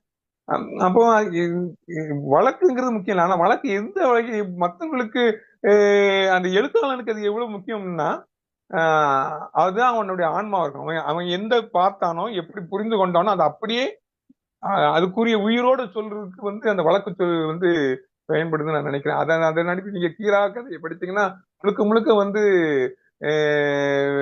அந்த வழக்கு இதாதான் இருக்கும். ஆனா எந்த கதையும் வந்து நம்மளுக்கு வந்து புரியாமையும் இருக்காது. நம்ம அந்த மொத்த கதையோடு வந்து நம்மளால டிராவல் பண்ண முடியும், அல்லது மனிதர்களோடு டிராவல் பண்ண முடியும். நீங்க அந்த அதனால வந்து மொழிங்கிறது வந்து அது மேலும் உயிர்ப்போடவும் உயிர் துடிப்போடும் எல்லோருக்கும் சொல்லுவதற்கு வந்து ஒரு எழுத்தாளனுக்கு பயப்படுவதாக நான் பார்க்கிறேன் வழக்கு சொல். நிச்சயமாக. இப்போ நான் என்னோட ஆபீஸ்ல திருநெல்வேலி ஸ்லாங்ல பேசலாம் அப்படின்னு நான் நினைக்கிறேன். தங்கு தடை இல்லாம என்னுடைய முழு உணர்ச்சிகளையும் நான் வெளிப்படுத்தலாம்னு நினைக்கிறேன். மேனேஜர்கிட்ட போய் என்ன பண்ணிக்கிட்டு இருக்கீங்க அண்ணாச்சி, கேட்கலாம். முடிச்சிட்டீங்களா அண்ணாச்சி, என்ன பண்ணுதியா, எல்லாம் அதெல்லாம் கேட்கலாம். பேச முடியாது. உணர்ச்சிகளை பரிமாறிக்கொள்ளலாம். அடுத்த கேள்விக்கு முன்னாடி வாசித்த சில கதைகள்: ஞானப்பால், வெயில், இன்னும் கிளிகள், மண்குடம். இந்த ஞானப்பால்லாம் வாசிக்கிறப்போ ஒரு குடும்பம் எப்படி கஷ்டப்பட்டு அதை எங்க இறக்கி வைக்குது, என்ன நம்பிக்கையில அது வளருது அப்படிங்கிற மாதிரியான ஒரு நிலை. நான் என்னுடைய பாட்டி என்ன தொட்டில்ல போட்டு தாளாட்டுறப்போ பாடின பாடல்கள் எனக்கு இன்னும் ஞாபகம் இருக்கு. சின்ன பையனா இருக்கிறப்போ தொட்டில்ல போட்டு பாட்டு பாடுவாங்க. பால் போல் நிலவடிக்க பரமசிவன் பந்தடிக்க, பரமசிவன் அடிக்கும் பந்தை பகர்ந்தடிக்க பிறந்தவனோ, ஈக்கி போல் நிலவடிக்க ஈஸ்வரனார் பந்தடிக்க, ஈஸ்வரனார் அடிக்கும் பந்தை எதிர்த்தடிக்க பிறந்தவனோ அப்படின்னு சொல்லி அப்பமே ஒரு ஒரு இதை ஏத்தி விட்டுருவாங்க, ஒரு மோட்டிவேஷன் சொல்லலாம். அந்த வயசுலயே, சின்ன பிஞ்சு வயசுல இருக்கிறப்பவே ஒரு ஹீரோயிசம், நம்ம உளவியல் ரீதியா பார்த்தா அந்த மாதிரியான ஒரு வரிகளை அது புதைக்கும் நம்மளுடைய மனசுல. சின்ன குழந்தைங்கள்ட்ட அம்மா என்னெல்லாம் சொல்றாங்க, நீதான் எங்களுடைய கஷ்டத்தெல்லாம் போக்க போறன்னு சொல்லி சின்ன வயசுலயே ஒரு மனசுல ஒரு நோக்கத்தை பதிக்கிறாங்க. வாசிக்கிறப்போ நெருடலா இருக்கு, கதைகள், வார்த்தைகள் வாசிக்கிறப்போலாம் ரொம்ப நெருடலா, ஒரு மனத்துல ஒரு ஒரு பாரம் இருக்கு. அது ஒவ்வொரு கதைகள் முடியிற போவும். ஆனா அது இந்த கதைகளோட வெற்றி தான். கண்டிப்பா இந்த எழுத்து கோர்ப்புடைய வெற்றி தான். வெயில், இளைஞர்கள் எல்லாருக்கும் தெரியும். வெளியில கஷ்டப்பட்டு இருக்கக்கூடிய நிறைய இளைஞர்களுக்கு இந்த வேதனை தெரியும். ஒரு பாமர மனிதனுடைய உணர்ச்சி வெளிப்பாடு ஒவ்வொரு கதைகளும். வெயில் விதிவிலக்கல்ல. நாங்களும் வெயில்ல வளர்ந்தவங்க தான், தேரிக்காட்டுல நாங்களும் சுத்தினவங்க தான். நமக்கு தெரியாத கதைகள் இல்லை. இந்த ஒவ்வொரு விஷயங்களும் நம்மளுடைய வாழ்க்கையை அப்படியே பிரதிபலிக்கிற மாதிரி தான் இருக்கு. இன்னும் கிளிகள், சொக்கப்பன கொளுத்துற கதைகள் எல்லாம் பழைய கார்த்திகை தீபம் எல்லாத்தையும் ஞாபகப்படுத்தி எப்படியெல்லாம் அவங்களுடைய வாழ்வியல் மாறுது, எப்பேற்பட்டவங்களா இருந்தாங்க, பின்னாடி எப்படியெல்லாம் அவங்க மாறி இருக்காங்க, அவங்களுடைய சொத்துக்கள் எப்படி இழக்குறாங்க, கடைசி அது எந்த நிலைக்கு போகுதுங்கிற வரைக்கும் எவ்வளவு உணர்வுகளை நாம தியாகம் பண்ண வேண்டியிருக்கு, கடைசியா எவ்வளவு வழிகளை நாம சுமந்து வாழ்க்கையை முடிக்க வேண்டியிருக்கு, எந்த அர்த்தத்துல நம்ம வாழ்க்கையை முடிக்கிறோங்கிற அளவுக்கு ஒரு பயங்கரமான ஒரு மனப்பான்மை, ஒரு மனசுல ஆழமா பதியக்கூடிய கதைகள் இவை. கடைசியா அந்த மண்குடம் ஒரு வித்தியாசமா ஆரம்பிச்சது. ஒரு குடம் ஒரு பெண்ணை காதலிப்பது போல ஆரம்பித்த ஒரு கதை அது. வாசிக்க வாசிக்க ஒரு ஆண் எப்படி உணர்வார், அந்த மாதிரி ஒரு போக்குல அது போய்கிட்டு இருக்கிறப்போ ரொம்ப ஆழா போய் கடைசியா ஒரு வேதனை தான். அது முடியிறப்போ, அந்த குடம் உடையிறப்போ, ஒரு குடம் உடையிறப்போ அந்த குடம் எப்படி தன்னுடைய உணர்ச்சியை வெளிப்படுத்தும், அதை வாசிக்கிறப்போ ஒரு விதமான ஒரு மனவழி. இன்னும் நான் உனக்கு அடுத்த ஜென்மத்துல குழந்தையா பிறக்கணும், அடுத்த பிறவின்னு ஒண்ணு இருந்தா உனக்கு நான் குழந்தையா பிறக்கணும்னு சொல்லி அந்த குடம் சொல்றப்போ அது எப்பேற்பட்ட ஒரு தாக்கத்தை இந்த முடிவு நமக்கு ஏற்படுத்துதுங்கிறது அந்த விருது உங்களுக்கு கொடுத்த ஒரு சான்று நம்ம சொல்லலாம். ரொம்ப சந்தோஷம். இந்த மாதிரி கதைகள் எல்லாம் நான் முதன்முறையா வாசிக்கிறேன். எண்ணடங்கா புத்தகங்கள் வாசிச்சு இந்த கதைகள் என்னை நிலைநிறுத்தின, அங்கங்க கான்டெக்ட் சுவிட்ச் ஆகாம நின்னேன் அப்படிங்கறத நான் பெருமையோட சொல்லிப்பேன். முதல் படைப்புடைய அனுபவம் நான் கேட்டு தெரிஞ்சுக்கணும். முதல்ல நீங்கள் ஒரு எழுத்தாளர் தானா, நீங்கள் ஒரு கவிஞர் தானா, நீங்கள் ஒரு ஆசிரியர் தானா அப்படிங்கிற ஒரு கேள்விக்குறியை ஆச்சரியக்குறியாக மாற்றிய அந்த முதல் படைப்பு, அந்த அனுபவம் உங்களுக்கு எப்படி இருந்ததுங்கிறது என்னுடைய அடுத்த கேள்வி. சின்ன வயசுல எல்லாருமே நம்ம கதை கேட்டு தான் வளருவோம். எங்க அப்பாவை பெற்ற அம்மா வந்து நைட்ல நிறைய கதை சொல்லுவாங்க. மகாபாரதம் கதையெல்லாம் இப்ப இருக்கிற சீரியல் மாதிரி ஒரு நாள் ராத்திரி படுத்திருக்கும் போது கொஞ்சம் சொல்லுவாங்க, அடுத்த நாள் ராத்திரி நாள்ல இருந்து ஆரம்பிப்போம், அப்புறம் அது சொல்லுவாங்க. இப்படிலாம் ஒரு வாரம் 10 நாள்லாம் தொடர்ந்துலாம் உட்காந்து கதைலாம் சொல்லுவாங்க. அதுல ஒவ்வொன்றும் எனக்கு வியப்பூட்டுவா இருக்கும். அந்த அபிமன்யு உள்ள போயிட்டு வெளியே வர முடியாம திணறி அப்புறம் இறந்து போறதெல்லாம் அந்த பக்கம் எனக்கு நினைச்சே பார்க்க முடியாது. ஒவ்வொரு நிறைய கற்பனைகளை உருவாக்கும். அது மாதிரி நிறைய கதைகளை அவங்க சொல்லியிருக்காங்க சின்ன வயசுல. அதுக்கப்புறம் அம்புலி மாமா இது மாதிரி புஸ்தகங்கள் நிறைய வாசிக்க இந்த ஒரு மாதிரி அது ஒரு எழுத்து அப்படி ஒரு வாசிப்பு புத்தகங்கள் அப்படி அது ஒரு பெரிய மேஜிக் தான். நம்ம ஒரு தனியா நம்ம உட்கார்ந்துருப்போம், ஆனா நம்ம நிறைய மனிதர்களோட பேசுற, ஒரு இன்னொரு உலகத்தை பார்க்கிற, நம்ம போகாத இடத்தை பார்க்கிற, நம்ம பார்க்காத மனிதர்களுடைய உணர்வுகளை புரிந்து கொள்கிற, நிறைய உணர்வுகளும் காட்சிகளும் நிறைய நிரம்பியது ஒரு புத்தகம். நிறைய புத்தகங்களை படிக்க ஆரம்பிக்க நம்மளும் எழுதலாம் அப்படின்னு சொல்லி எங்க அண்ணன் முதல்ல ஒரு நாள் நான் ஹைஸ்கூல்ல படிக்கும்போது ஒரு சின்ன டைரி மாதிரி வச்சு அதுல சில கவிதைகள்லாம் எழுதியிருந்தேன். அப்போ நான் மேத்தா கவிதையெல்லாம் கொஞ்சம் படிச்சிருந்தேன். அப்போ இதே மாதிரி நம்மளும் எழுதலாம் பொழுது நானும் கொஞ்சம் எழுத ஆரம்பிச்சேன் கவிதை. அது ஒரு நோட்ல இருந்திருக்கும், போயிருக்கும். அப்புறம் எங்க காலேஜில் ஒரு மேகசின் நடத்தினாங்க, அதுல கொஞ்சம் எழுதினேன். அது கொஞ்சம் பேர் பார்ப்பாங்க, படிச்சிருப்பாங்க. அப்புறம் கணையாளியில ஒரு 2 கவிதை எழுதினேன். எனக்கு அது என்று இப்ப கூட அந்த கவிதை கூட இல்ல, மறந்துட்டேன்.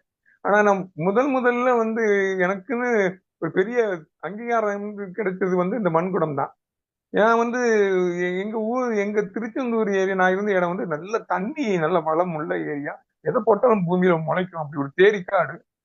ரொம்ப செழிப்பான ஒரு இடத்துல இருந்து தான் நான் இங்க சாத்தூர்ல வந்து வேலை பார்க்கறதுக்கு வரேன். சாத்தூர்ல வந்து முழுக்க தண்ணி பஞ்சம். அப்போ பயங்கர வெயில் அடிக்கும்.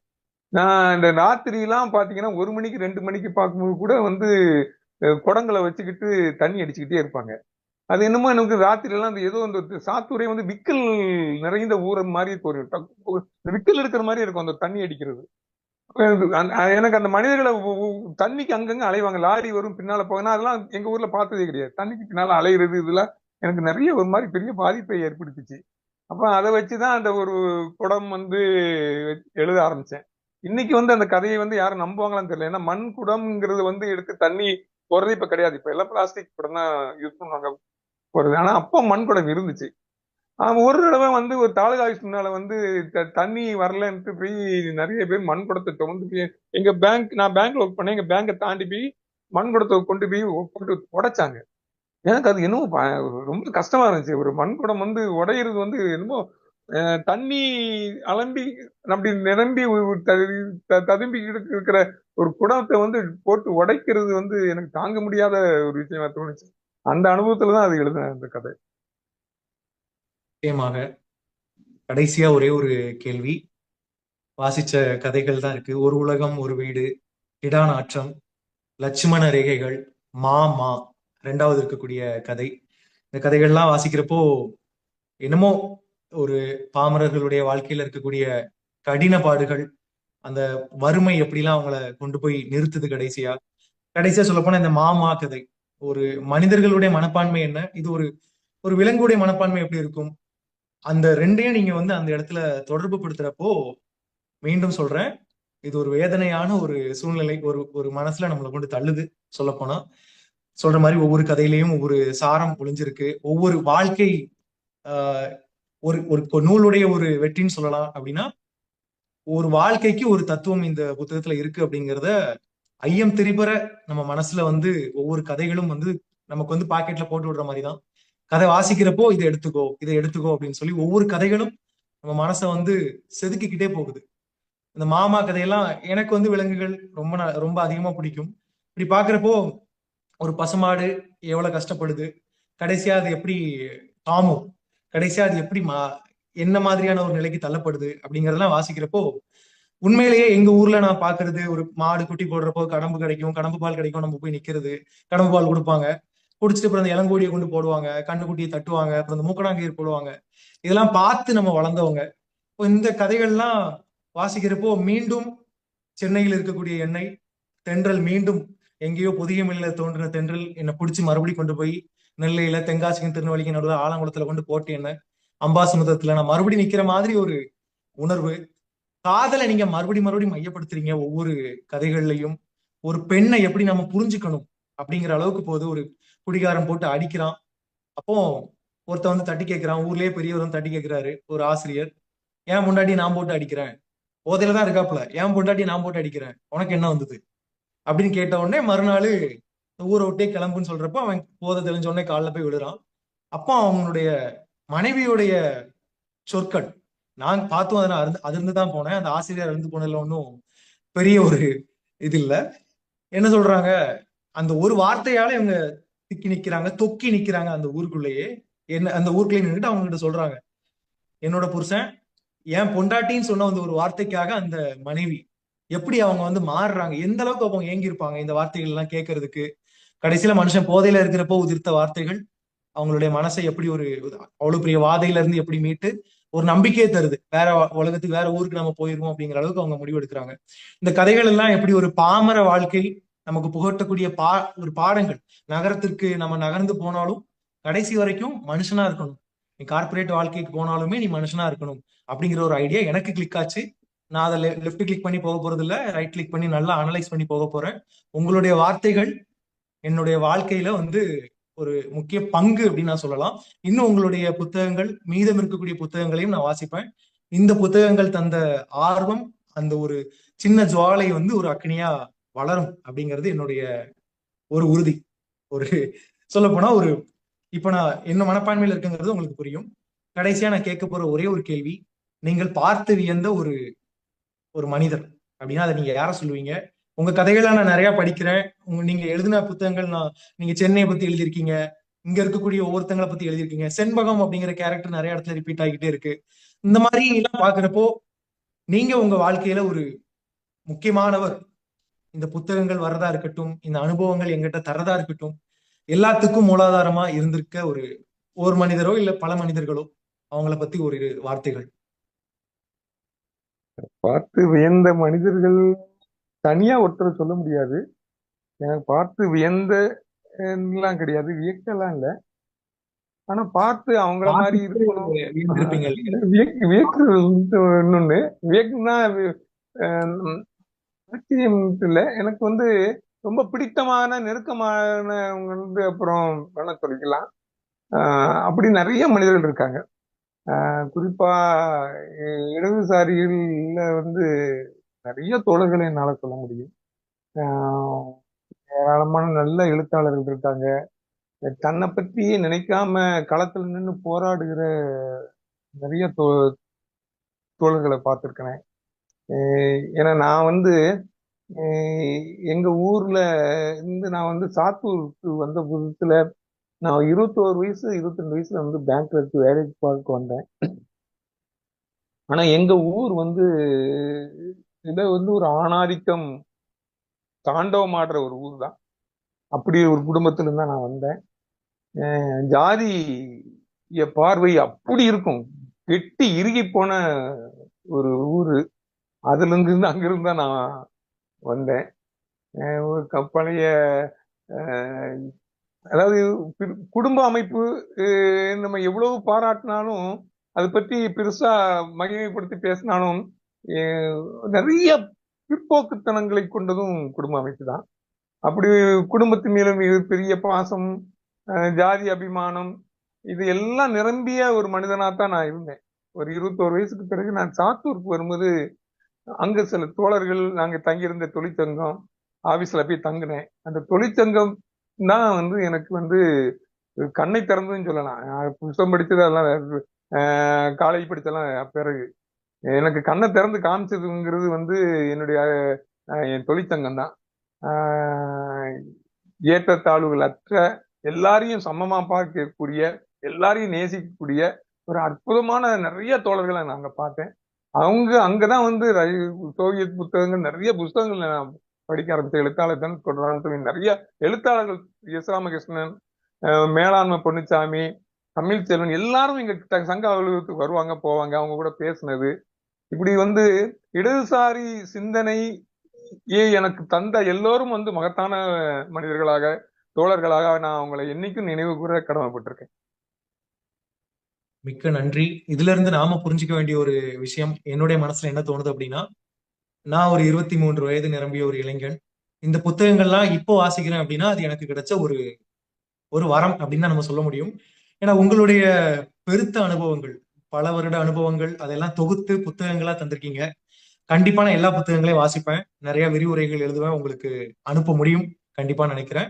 விரிவுரைகள் நான் அனுப்புறேன், நிறைய நான் பண்றேன். உங்களுடைய கனிவான இந்த பதில்கள், என்னுடைய கேள்விகளை எல்லாம் ஊகித்து உங்களுடைய பதில்கள் தந்தவை எல்லாத்துக்கும் நன்றியை தெரிவித்துக் கொள்கிறேன். வாய்ப்பு அளித்தமைக்கும் நன்றி. நன்றி தோழர், நன்றி நன்றி. ரொம்ப நல்லா சிறப்பா பண்ணீங்க, சந்தோஷம். அருமைங்க தோழர். ஹரி, ரொம்ப நல்லா பண்ணீங்க, வாழ்த்துக்கள் தோழர். கேள்விகள் மற்ற குழு உறுப்பினர்களுக்கு இருக்கும். அவர்கள் கை உயர்த்தலாம், உங்களுடைய கேள்வி நேரத்தை கேட்கலாம்.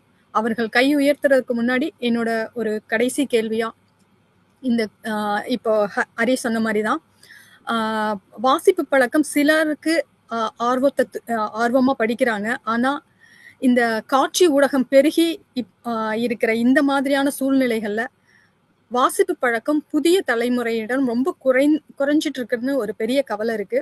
இந்த சூழ்நிலையில் புதிய தலைமுறை வாசகர்களை சென்றடைய எழுத்தாளர்கள் தங்களை எவ்விதம் தகவமைத்துக் கொள்ள வேண்டும் என்று நினைக்கிறீர்கள்?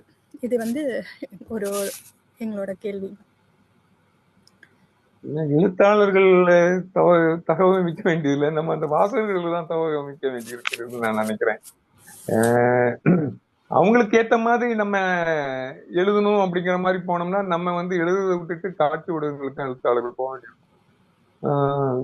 காட்சி ஊடகங்கள் ரொம்ப முக்கியமான விஷயம் தான். நம்ம வந்து இன்னைக்கு இருக்கக்கூடிய இந்த தொழில்நுட்பத்துல அது மிக முக்கியமா அதுதான் பாக்குறாங்க. ஏன்னா ஒரு ஜெனரேஷன் வந்து கேட்டு கேட்டு வளர்ந்த ஜெனரேஷன். நீங்க வந்து அந்த கிளிக் நாவல்லே இருக்கும். நம்ம வந்து ஒரு காலம் வந்து மைக் செட்ல ஊர்ல பாட்டு போடுவாங்க, அது பள்ளிக்கூடம் மணி அடிக்கிறது, ரோட்ல வந்து ஐஸ் பெட்டி மணி, இது மாதிரி சத்தங்கள்ல கேட்டு வளர்ந்த ஒரு காலம் உண்டு. இப்ப வந்து பார்த்து வளர்கிற குழந்தைகளா இருக்காங்க. ஆனா புத்தகம் வந்து படித்த ஒரு ஊடகம் அது அந்த காலத்துலயும் இருந்துச்சு. ஆனா இப்ப அது அது அது அது அதன் சுவை வந்து இவங்களுக்கு இன்னும் தென்படலை. நீங்க காட்சி ஊடகம் எதுலயும் நீங்க வந்து அடைய முடியாத ஒரு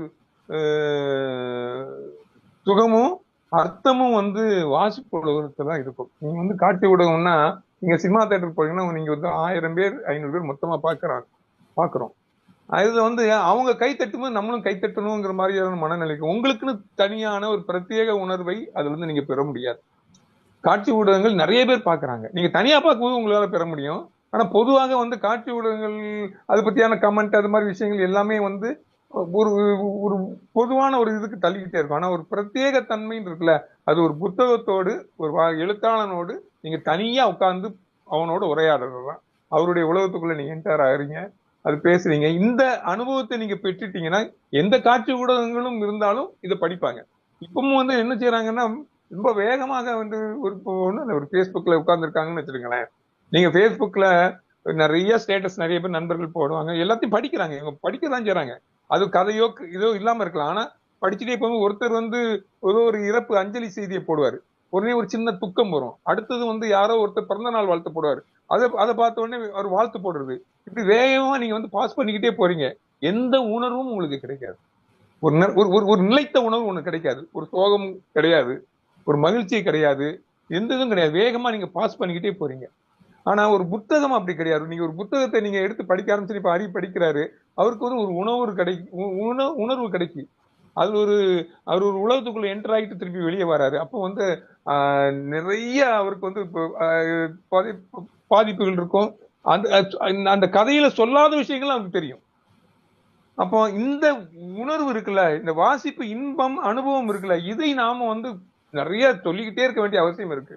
இப்ப தமிழ்ச்செல்வன் எழுத்தாளர் தமிழ்ச்செல்வன் வந்து திருப்பரங்குன்றம் பகுதியில அங்க இருக்கக்கூடிய எழுத்தாளர் சங்கத்தை வச்சு இப்ப கிட்டத்தட்ட ஒரு 70-80 ஒரு மாசத்துக்கு ஒரு வாசகர் கூட்டம் போட்டு 50 வாசகர் கூட்டத்தை தாண்டிட்டாங்க. ஆனா அங்க இருக்கக்கூடிய ஒரு ரெகுலரா 100 பேர் வந்து 100 பேர் படிக்க ஆரம்பிச்சு இன்னைக்கு அதுல பல பேர் எழுத ஆரம்பிச்சுட்டாங்க. அவங்களுக்கு புத்தகங்கள் வந்து எல்லாருக்கும் ஒரு புத்தகம் கொடுத்து ஒரு மாசத்துல படிக்க சொல்றாங்க. அது ஒரு அனுபவம். அது எல்லாரும் படிக்கிறாங்க, பேசுறாங்க, அது ஒரு அனுபவம், அந்த இன்பம் கிடைக்குது. அதுக்கப்புறம் அவங்க தொடர்ந்து படிக்க ஆரம்பிக்கிறாங்க. நிறைய புத்தகங்களை படிச்சு அது ஒரு பெரிய இயக்கமா மாத்திட்டு இருக்காங்க. இது மாதிரி பல இடங்கள்ல நடக்குது. இந்த வாசிப்பு அனுபவம், வாசிப்பு இன்பத்தை நாம் சொல்லிக் கொடுக்கணும் நம்ம இந்த புதிய தலைமுறைக்கு. அதுக்கு வந்து தொய்வு இல்லாமல் தொடர்ந்து நம்ம வந்து எழுத்தாளர்களும் பல இயக்கங்களும் அதை செய்து கொண்டே இருக்க வேண்டிய அவசியம் இருக்குன்னு நான் நினைக்கிறேன். எழுத்தாளர்கள் தகவமைக்க வேண்டிய வாசகர்களை தான் தகவமைக்க. ஏன்னா இந்த தலைமுறையினர் வந்து எவ்வளவு சுருக்கமா ஒரு விஷயத்த சொல்லணுமோ அந்த அளவுக்கு சுருக்கமா சொன்னாதான் அவங்களுக்கு டக்குன்னு வாசிக்கிறதுக்கு ஈஸியா இருக்குங்கிற நினைக்கிறாங்க. நம்ம ஒரு விஷயத்த வந்து எலாபரேட்டா சொல்லும் பொழுது அது உண்மைதான். என்னன்னா இவ்வளவு சிம்பிளா சொல்லிருக்கலாமே, எதுக்கு இவ்வளவு பெரிய விஷயம். அதாவது இந்த தலைமுறையை நம்ம அப்படி இந்த கார்பரேட் இந்த சிஸ்டம் அப்படி உருவாக்கி வச்சிருக்கு. நீங்க வந்து முன்னால நீங்க படிக்கும்போது பள்ளியில ஸ்கூல்ல எல்லாம் பாத்தீங்கன்னா கேள்வித்தாள்கள்ல 1 வேர்ட் கொஸ்டின் இருக்கும், கோடி தேடர்கள் இருக்கும், பொறுத்துக இருக்கும், 5 மார்க் கொஸ்டின் இருக்கும், 10 மார்க் கொஸ்டின் இருக்கும், பெரிய பெரிய கொஸ்டின் இருக்கும். இன்னைக்கு அது கிடையாது. நீங்க எல்லாம் ஆப்ஷன் கையில கொடுத்துட்றாங்க. நீங்க வந்து நீங்க படிச்சுட்டு போகணும், அவங்க வந்து படிச்சதுல 4 பதில் இருக்கும், அதுல எது பெட்டர் எது கரெக்ட் அப்படின்னு நம்ம போடணும். அப்போ நீங்க வந்து ரொம்ப நாலேஜ் ரொம்ப ஈஸியா சுருக்குறாங்க இவங்க. அதுல வளர்ந்த குழந்தைகள் இப்படிதான் இருப்பாங்க. ஆனா அவங்களுக்கு ஒரு பேராகிராஃப் கொஸ்டின் கேட்டு அதுக்கு ஒரு பெரிய பதில் எழுத எரிச்சலாக கூட இருக்கலாம். ஆனா அவங்களை அதுக்காக வந்து நம்மளும் அதுக்குள்ளேயே போயிட முடியாது. அப்படி போன கதையிலே இருக்காது. கதைகளும் சொல்ல முடியாது, ஒரு வரியில சுருக்கமாலாம் சொல்ல முடியாது. கதையை வந்து அர்த்தம் உள்ளதாகவும் அவங்களுக்கு சுவையாகவும் சொல்லலாம், புதுசாக சொல்ல பழகலாம். ஆனா புதுசா எப்படி சொன்னாலும் பெருசா தான் இருக்கும், நீங்க இந்த ஒன்வேர்ட்லாம் சொல்ல முடியாது. இந்த அதனால வந்து தலைமுறை சொல்லுங்க சொல்லுங்க. இந்த தலைமுறை வந்து நம்ம சிறுகதைகளைய கூட ஒரு பக்க கதைகளா வந்து மாற்றி எழுதிட்டு இருக்காங்க. அவ்வளோ அளவுக்கான வாசிப்பு இது இருக்குங்க. ரொம்ப அழகா சொன்னீங்க. இன்னும் நிறைய பேர் ஆக்சுவலி நேரமும் ஆயிருச்சு 9 மணிக்கு மேல. ஆனாலும் இருப்பாங்க. குமரேசன் தோழர், வேற யாரும் கேள்விகள் கேட்பதா இருந்தா அவங்க கையை உயர்த்தலாம். ரொம்ப அற்புதமா அவர்களுடைய அனுபவத்தையும் அறிவையும் நம்மளோட ரொம்ப தெளிவா நம்ம கூட பகிர்ந்துக்கிட்டாங்க. நீங்க உங்க கேள்விகளை கேட்கலாம் தோழர்.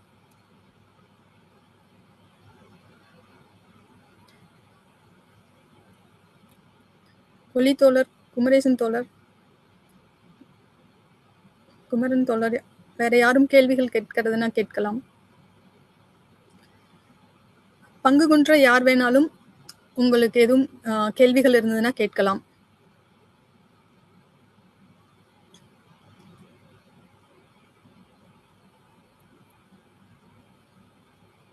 குமரேசன் தோழர்,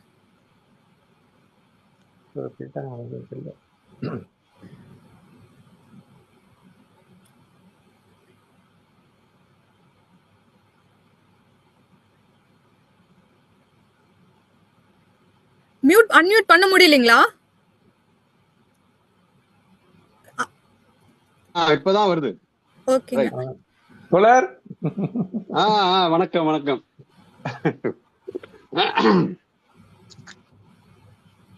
நல்ல ஒரு சிறப்பான ஒரு மாலை பொழுதாக இன்றைய சந்திப்பு அமைந்திருக்கிறது. நிறைய இங்க இங்க பேசப்பட்ட இந்த விஷயங்களை விட்டு நம்ம வேற ஒரு விவாத களங்களுக்கெல்லாம் கொண்டு போகலாங்கிற அளவுக்கு நிறைய கேள்விகளும் அதற்கான பதில்களும் கிடைத்திருக்கின்றன. சிறப்பான கேள்விகள் ஒரு சம்பிரதாயத்துக்காக சொல்ல, ரெண்டு பேருமே உண்மையிலே நீங்க வாசித்த புத்தகங்களை உள்வாங்கி அதனுடைய விளைச்சல்களாத்தான் உங்களுடைய கேள்விகள் வந்தானு பாக்குறேன். ஒரு கேள்வியே சரி நம்ம இன்னைக்கு நமக்கு பொறுப்பை கொடுத்துட்டாங்க, ஒரு 4 கேள்வி மனசுக்குள்ளேயே பம்மையா தயாரா வச்சிருப்போம், அப்படியான கேள்விகளாக இன்றைக்கு வெளிப்பட்டதை பார்க்கவே முடியல. நீங்களும் வினிதாவும் சரி அரியும் சரி அப்படி தங்களுடைய கேள்விகளை நான் சொன்னது போல வாசித்ததின் விளைச்சல்களாக வந்த கேள்விகளாக இருந்தன. குறிப்பா அறிவு கேள்வி கேட்கிற போது கேள்வி கேட்பதிலே ஒரு மாறுபட்ட அனுபவத்தையும் கூட கொடுத்தார். அப்படிதான் சொல்ல வேணும். தன்னுடைய அலுவலகத்தோடு ஒப்பிட்டு, இன்னும் தன்னுடைய கிராமத்தோடு ஒப்பிட்டு, இப்படி பல்வேறு இது அது மாதிரி அடுத்தடுத்து தனக்கு ஏற்பட்டிருக்கிற மனத்தாக்கங்கள் எல்லாம் சொல்லி மொத்தத்துல இந்த கேள்விகள் என்பதும் சிறப்பாக அமைந்தன. எனவே அந்த கேள்விகளை விஞ்சக்கூடிய அளவில் பதில் சொல்லியாக வேண்டும் என்கிற கட்டாயத்தை நீங்கள் மாதராஜுக்கு ஏற்படுத்தினீர்கள். அந்த கட்டாயத்தில் அவர் வெற்றி காட்டினார் என்பதையும் நாம் பார்க்கிறோம். ரொம்ப இதுல எனக்கு அவர் சொல்லிட்டே வர்றப்ப எனக்கு தோணுச்சு, என்னையும் கூட அடிக்கடி சொல்லுவாங்க, என்ன சின்ன பிள்ளை மாதிரி நடந்துக்கிற அப்படின்னு, என்ன இன்னும் குழந்தையாட்ட இருக்க நீ வளரவே இல்லைங்கிற கோணத்துல அவங்க வேற ஒரு இதுல சொல்லுவாங்க. அது எனக்கு ஒரு மாதவராஜ் சொன்னது நீ இப்படியே இரு அப்படின்னு சொன்ன மாதிரி இருந்துச்சு.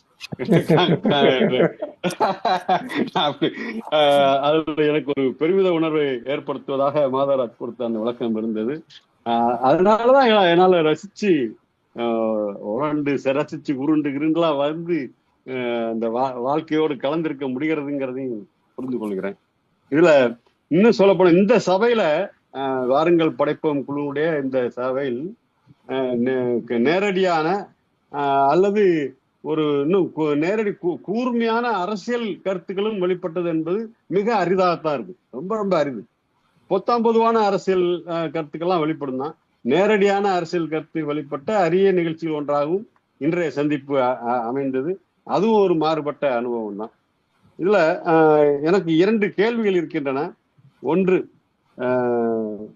சிறார் இலக்கியம் தொடர்பான நீங்க மின்னியல் அந்த இயல் அதுல எல்லாம் கூட நீங்க பங்களிக்க தொடங்கி இருக்கீங்க. அதுல வந்து இப்போ நான் ஒரு கதை எழுதி அதன் மீது வந்த ஒரு சின்ன கருத்து உரையாடல், அது குறித்து உங்களுடைய நிலைப்பாட்டை தெரிந்து கொள்ள விரும்புகிறேன். என்னன்னா,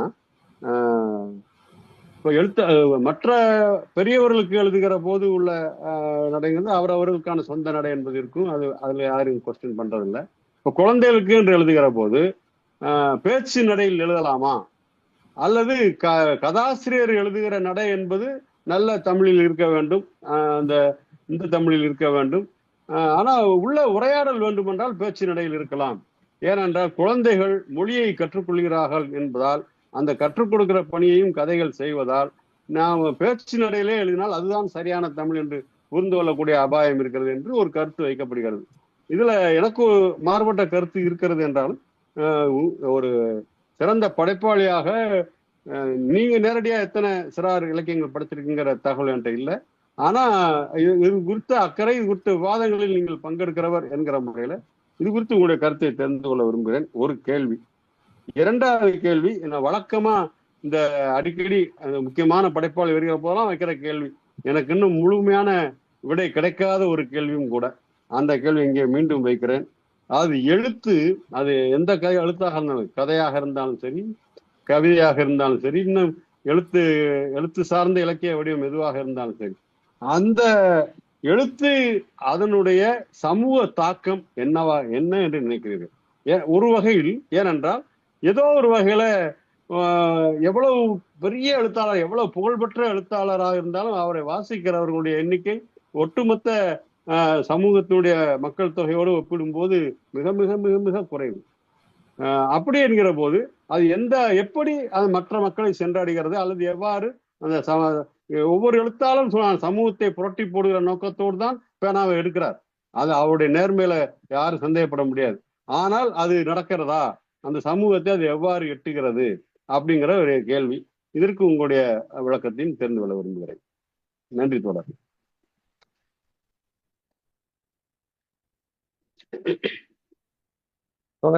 எனக்கு சிறார் இலக்கியம்னு தனியா நான் ஒன்றும் எழுதல தோழர். ஆனா குழந்தைகள் உலக குறித்த சொற்சித்திரங்கள் இதெல்லாம் எழுதியிருக்கேன். நீங்க சொன்ன மாதிரி சில இதெல்லாம் வீடியோக்களும் பண்ணியிருக்கேன். ஆனா குழந்தைகளுக்கு பேச்சு தமிழ் நீங்க சொன்ன மாதிரி அந்த அதுக்குள் வருகிற சில உரையாடல்கள் வேணா பேச்சு தமிழ்ல இருக்கலாம். மற்ற விஷயங்கள் பேச்சு தமிழ் இருப்பதை விட இந்த தமிழ் இருக்கிறதா சரியா இருக்கும்னு நான் நினைக்கிறேன். எனக்கு தோணுது. அது நான் அப்படிதான் எழுதியிருக்கேன். எனக்கு அப்படி பேச்சு தமிழ்ல மொத்த கதையோ அல்லது அவங்களுக்கு சொல்லக்கூடிய விஷயத்தையோ முழுசும் பேச்சு தமிழ்ல இது வரைக்கும் எழுதுனது இல்லை. ஆனா நிலாவை பாத்தியா அப்படின்னு கேட்டா நிலாவை பாத்தியாங்கிறதான் எழுதுறோம். நம்ம அது என்ன பேசுதோ அந்த மாதிரிதான் எழுதுறோம். நான் அம்மா நிலாவை காட்டினாள் அப்படின்னு தான் எழுதுறோம். அம்மா நிலாவை காட்டினா அப்படின்னு எழுதுறது இல்லை. அதனால நீங்க சொன்ன அதுதான் சரியா இருக்கும்னு நினைக்கிறேன். இப்ப பேசுறது உரையாடல்கள் வேணா பேச்சு தமிழ்ல இருக்கலாம். ஆனா அது விவரிக்கிற உரையாடல் இல்லாத விவரிக்கிற பகுதிகள் பேச்சு தமிழ் இல்லாம பொதுவான தமிழ்ல பகுதிகளாக இருக்கலாம்னு நான் நினைக்கிறேன். அது குறித்த ஒரு பெரிய அப்படி முழுமையும் அப்படி இருந்தா அது எவ்வளவு தூரம் அது செல்லும் தெரியல. ஏன்னா நம்ம சிறார் இலக்கியம் மலையாளத்துல இருந்து மற்ற இடங்கள்ல இருந்து நம்ம படிக்கிற சில இலக்கியங்கள் எல்லாம் முழுக்க பேச்சு தமிழ் அற்ற இலக்கியங்களா தான் இருக்கு. ஆனா அது சுவையா தான் இருக்கு, எல்லாரும் ரசிக்கதான் செய்யறோம். அப்புறம் எழுத்து என்ன சமூக தாக்கம் அப்படின்ட்டு கேட்டீங்க. எனக்கு என்ன படுதுன்னா தொடர், எந்த கதையை படிச்சாலும் நம்ம சில கதைகளை திரும்ப திரும்ப கூட படிப்போம். ஏன்னா அதுல இருக்கிற சில விஷயங்கள் நமக்கு நம்ம பெற்ற அனுபவங்களா இருக்கணும். இதுலாம் நம்ம பெறாத ஒரு விஷயத்தை புதுசாக அது சொல்வதாக இருக்கிறோம். ஒவ்வொரு கதையும் சில கதைகளை இப்போ நான் தாய் நாவலை 1986 87 படிச்சிருக்கேன். படிச்சுட்டு திரும்ப நான் ஒரு 2000 வாக்களோட படிச்சேன். இப்போ சமீபத்தில் ஒரு 2 வருஷம் முன்னால படிச்சேன். ஆனா 3 காலகட்டங்கள்லயும் தாய் படிக்கும்போது எனக்கு கிடைத்த அனுபவங்கள் வேறு வேறு. முதல்ல படிக்கும்போது ஒரு பெரிய புரட்சி, அந்த ஒரு பெரிய கிளர்ச்சி நிறைந்த ஒரு நாவலாகவும் நிறைய விஷயங்கள் எல்லாமே புதுசா இருந்துச்சு. ஆனா 90க்கு பிறகு எல்லாம் உடஞ்சி சோவியத் சிதைவுக்கு பிறகு புதிய தாராளமயம் வந்த பிறகு அதை படிக்கும்போது எதையெல்லாம் நாம் மிஸ் பண்ணிட்டோம், நம்மளுடைய இயக்கங்கள்ல நம்ம இதுல எந்த மாதிரியான உரையாடல்கள் இல்லாம போச்சு, எதெல்லாம் நம்ம ஒரு கனவா போச்சுங்கிற மாதிரியான ஒரு இது தோணிக்கிட்டே இருந்துச்சு. ஆனா திரும்ப இப்ப படிக்கும் போது நம்ம தொழிற்சங்கங்களை ரீபில்ட் பண்ணுவதற்கான நம்பிக்கைகளை அது கொடுக்கிற மாதிரி எனக்கு தெரிஞ்சு, எல்லாம் இழந்து போன இடத்துல திரும்ப நம்பிக்கைகளை தருவதற்கான விஷயங்களும் இருப்பதாக எனக்கு தோணுது. அப்போ ஒரு எழுத்துங்கிறது ஒவ்வொரு காலகட்டத்திலும் நம்ம வளர்ந்துகிட்டே இருப்போம், நம்ம படிச்சுட்டு. ஆனா எந்த காலகட்டத்திலும் நமக்கு ஒரு செய்தியை அது அந்த காலத்துக்கு ஏற்றவாறு தருவதாகவும் நம்ம அதை புதிய திசைக்கு நம்ம அழைப்பதாகவும் இருப்பதாக நான் இருக்கணும்னு நினைக்கிறேன். பெரிய புரட்சியெல்லாம் நடத்துறது நெம்புகோலாக மாற்ற வேண்டாம். ஒரு படி நமக்கு அந்தந்த காலத்துக்கும் அந்தந்த தேவைக்கும் ஏற்ற மாதிரி சில விஷயங்களை புதுசாக அது சொல்வதாக இருக்கணும், அல்லது நம்மை புதுதாக உணர்வதாகவும் இருக்கணும் அப்படின்னு நான் நினைக்கிறேன்.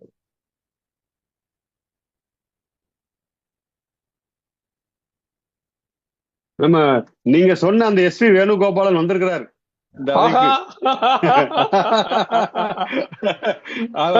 அவரு கருத்துக்களையோ கேள்வியில சொன்னாரு. அவர் கொஞ்சம் அன்மியூட் பண்ணி விடுங்க. எஸ்.பி. வேணுகோபாலன் கொஞ்சம் அன்மியூட் பண்ணி விடுங்க. இருக்காரா? நான் இப்படி தோழர் இருக்காங்களா? வினிதா தோழர், வினிதா தோழர் அவரை கொஞ்சம் அன்மியூட் பண்ணுங்க.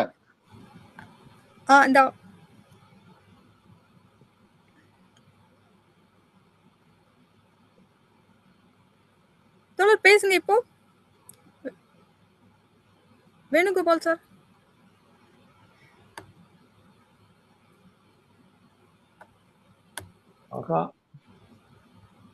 இப்ப கேக்குதா? என்ன பயங்கர பரவசப்படுத்திட்டீங்க மாதவராஜ். நான் ஷேர் ஆட்டோல உட்கார்ந்து, அது பிறகு 17D பேருந்துக்கு மாறி, அது பிறகு லிபர்ட்டில இருந்து ஆட்டோல ஏறி இப்ப வீட்டுக்கு வந்து கேட்டுட்டு இருக்கேன் 2 மணி நேரம்.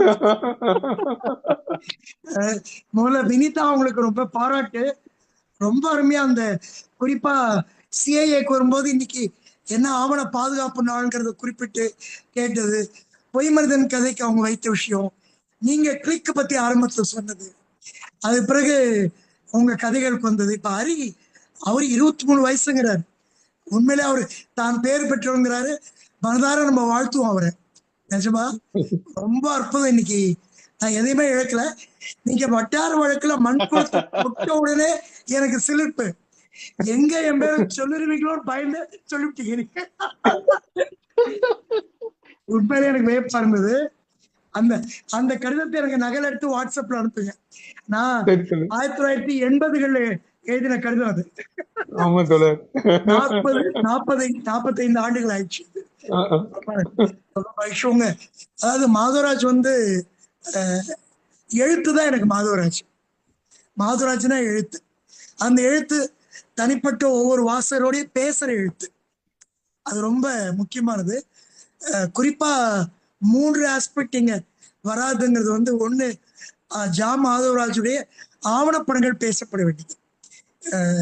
நினைவு சரியா இருக்குமான இரவுகள் உடையும் தானே சாலை பணியாளர்கள் பத்தி. அது போல அந்த பாப்பாப்பட்டி கீரிப்பட்டியில அந்த ஒடுக்கப்பட்ட சமூகத்தவர் எந்த எதிர்ப்பு இல்லாம ஜெயித்து அந்த மண்ணுக்குள்ள வரும்போது அந்த பெண்கள் இன்னும் இந்த சாமி இருக்க, இன்னும் இந்த கோயில் இடியாம கிடக்க, இவன் நம்ம தெருக்குள்ள வரவா அப்படின்னு அவங்க மண்ணெடுத்து தூத்துறது அந்த சாதியம். நீங்க கூட குறிப்பிட்டீங்க, அந்த ஊர்ல அந்த மண்ணுல அந்த குடும்பத்துல இருந்தா நான் வந்தவன் அப்படின்னு சொன்னீங்க. அந்த மண்ணில்தான் எடுத்து அவங்க தூத்துனாங்க. அதெல்லாம் ரொம்ப முக்கியமான ஒரு வரலாறுகள். நீங்க சாலை பணியாளர்கள்ல அந்த வெறித்த விழிகளோட காணாம போற அந்த மனிதர், ஐயோ அந்த பிள்ளைகள், அந்த தீப்பெட்டி அடுக்கிட்டு இருந்த அந்த பெண் எல்லாம் இன்னும் இருக்காங்க. நான் கூட அதை ஒரு பக்கம் விமர்சனம் எழுதும் போது, சிரம் மறுத்தல் வேந்தனுக்கு பொழுதுபோக்கும் சிறிய கதை, நமக்கெல்லாம் உயிரின் வாதை அப்படின்னு ஒரு புரட்சி கவிதை பாரதிதாசன். அதுதான் நீங்க அதை படமாக்கி இருந்தீங்க. 1. 2வது உங்களுடைய தீராத பக்கங்கள், அது ஐயோ ஆத்தாடி, அதுல வந்த ஒவ்வொரு கட்டுரைகளும் உடனுக்குடன் அது மக்கள் வெளியில அதை பேச வச்சது. பிறகு நீங்க முகநூலுக்கு வந்தது, பிறகு தீராத பக்கங்களுடைய 2.0 அது. இந்த விஷயம் ரொம்ப முக்கியமானது. அதுல நான் இங்க குறிப்பிட வேண்டியது, பேங்க் ஒர்க்கர்ஸ் யூனிட்டி பத்திரிகையில் நீங்க வைப்பாற்றங்கரை, அதில் நீங்க தனுஷ்கோடி ராமசாமியா இருக்கலாம், எஸ்ஏபி வந்துட்டு போனதா இருக்கலாம், அல்லது நம்ம டாக்டர் அவர் நம்ம மறுக்க முடியாது எல்லாவற்றையும் உங்களுடைய தொழிற்சங்க வரலாற நீங்க தொகுத்த விதம் இருக்கு இருட்டுல இருந்து. அது ஒரு அற்புதமான ஒரு பதிவு. அது எப்படி வந்து நம்ம தமிழ்ச்செல்வன் வந்து ஜிந்தாபாத் ஜிந்தாபாத் கொடுத்தாரு. இருட்டுல இருந்து மிடில் கிளாஸ் ட்ரேட் யூனியன்ல அது இன்னொரு முக்கியமான ஒரு பதிவா அது அமைஞ்சிருந்தது. உங்களுடைய பணி நிறைவை ஒட்டி நீங்க உங்களோடு பழகின அந்த மனிதர்கள், அதாவது என்னத்த சொல்றது, 8 ரூபாய் 56 பைசாக்காக வேலையை விட்டு நீக்கப்பட்டு எங்கேயோ நீங்க கடலூர் போகும்போது 2 ரூபாய்க்கு ஒரு பொம்மை வித்துட்டு இருந்தான்ல, அந்த நிர்வாகம் நல்லா இருக்கட்டும்பா.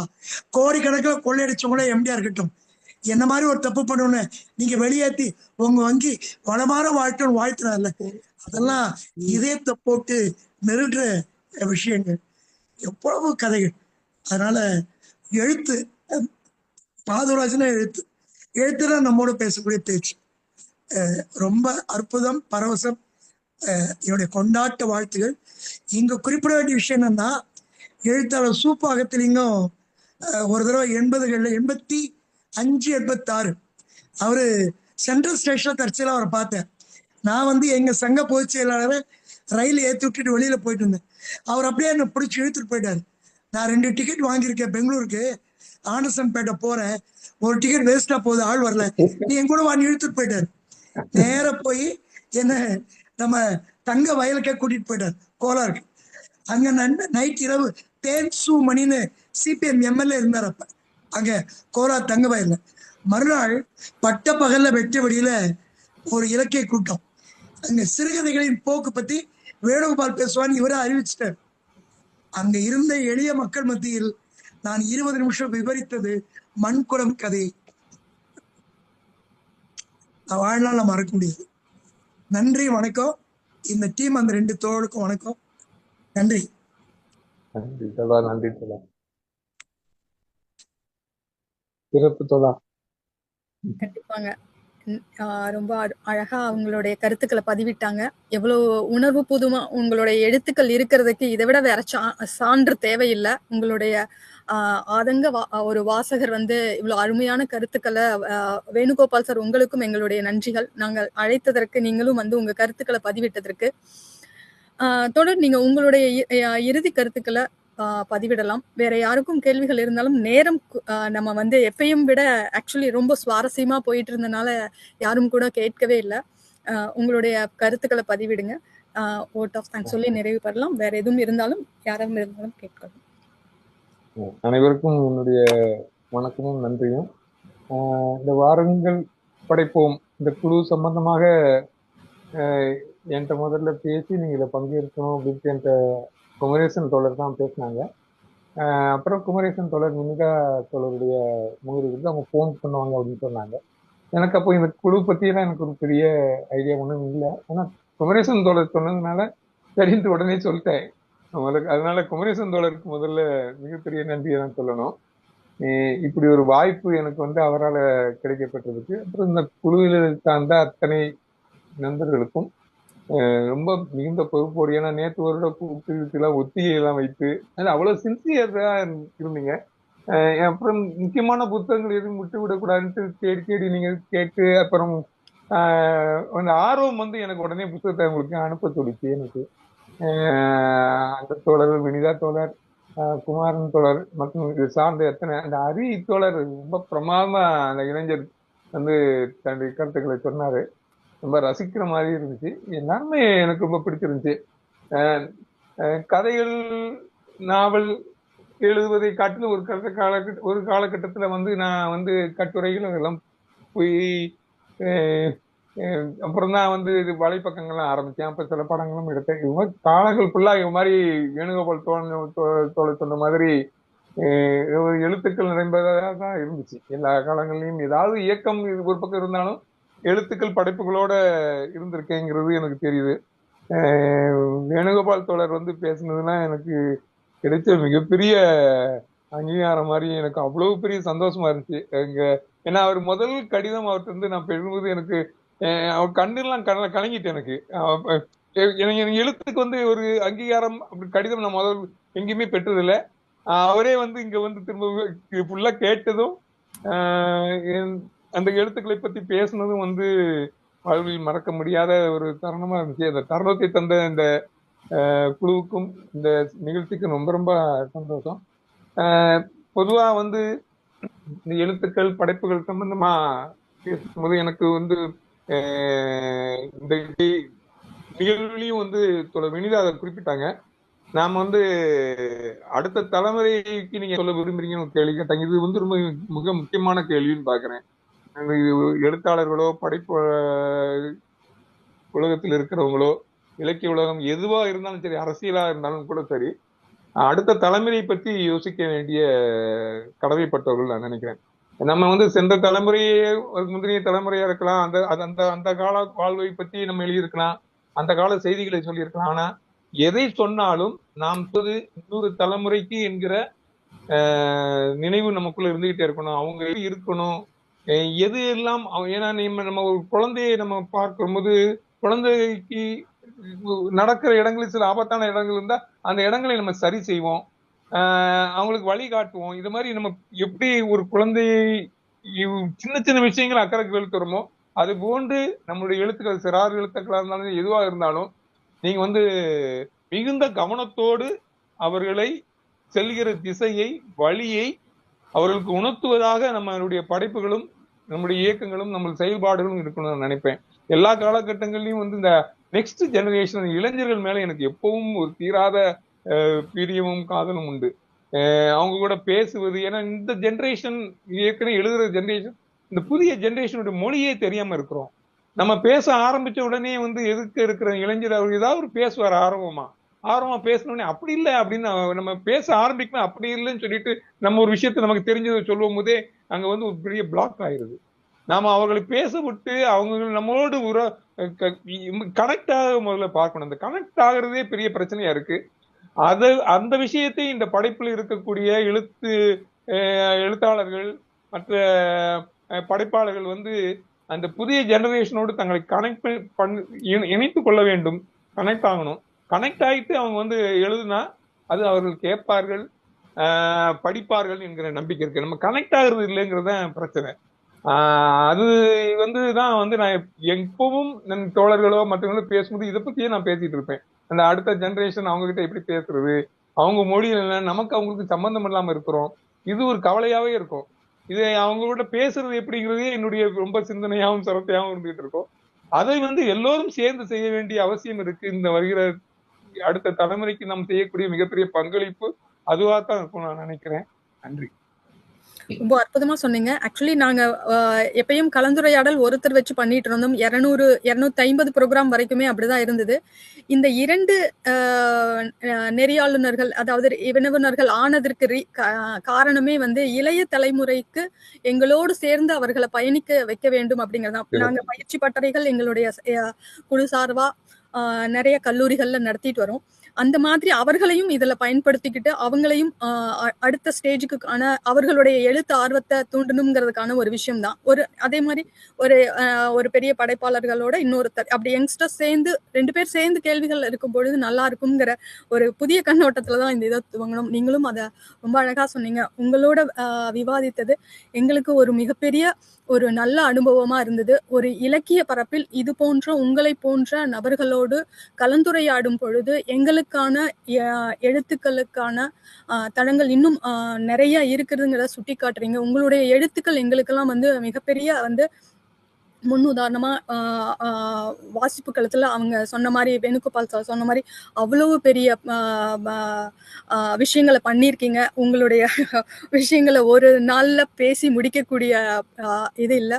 உங்களுடைய நேரத்திற்கும் உங்களுடைய இதற்கும் நன்றிகள். நன்றி உரை கூறுவதற்காக மங்கை இருக்காங்க. ஆக்சுவலி இன்னைக்கு எவ்வளவு பேர் 30 பேரும் அவ்வளோ இதுவா எப்பயும் இருப்பாங்க. இன்னைக்கும் அவ்வளோ பேர் இருந்திருக்காங்க. அவர்களுக்கும் நன்றிகள். மங்கை, உங்களோட ஓட் ஆஃப் தேங்க்ஸ் சொல்லலாம். இருக்கீங்களா மங்கை?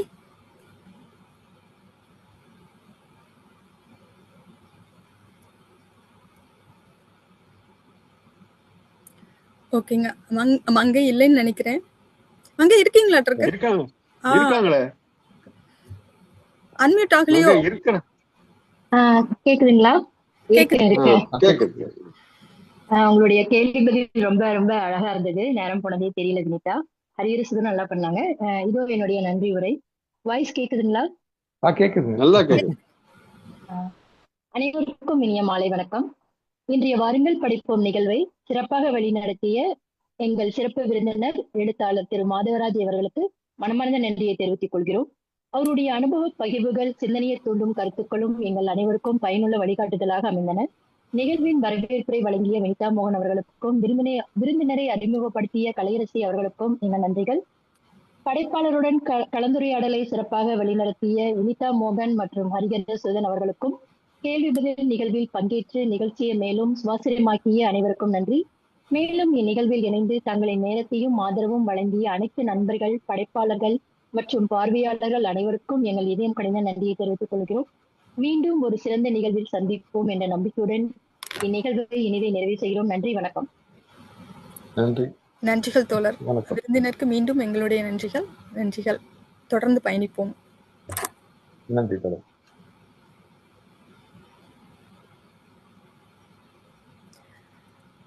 குமரேசன் தோழருக்கு ஸ்பெஷல் நன்றிகள். ஒவ்வொரு முறையும் படைப்பாளரை எங்களுக்கு அறிமுகப்படுத்துவதில் ரொம்ப சிரத்தை எடுத்து எங்களோட எப்பயும் உறுதுணையா இருக்கக்கூடிய ஒரு மிகப்பெரிய பேக்ரவுண்ட் சப்போர்ட் ஒலி அவர்களும், குமரேசன் தோழர் அவர்களும், குமரன், இப்படி ஒரு குழுவே இருக்கு எங்களுடைய டீமுக்கு பின்னாடி. அவர்கள் அனைவருக்கும் மிகப்பெரிய நன்றிகள். நன்றிகள் தோழர்.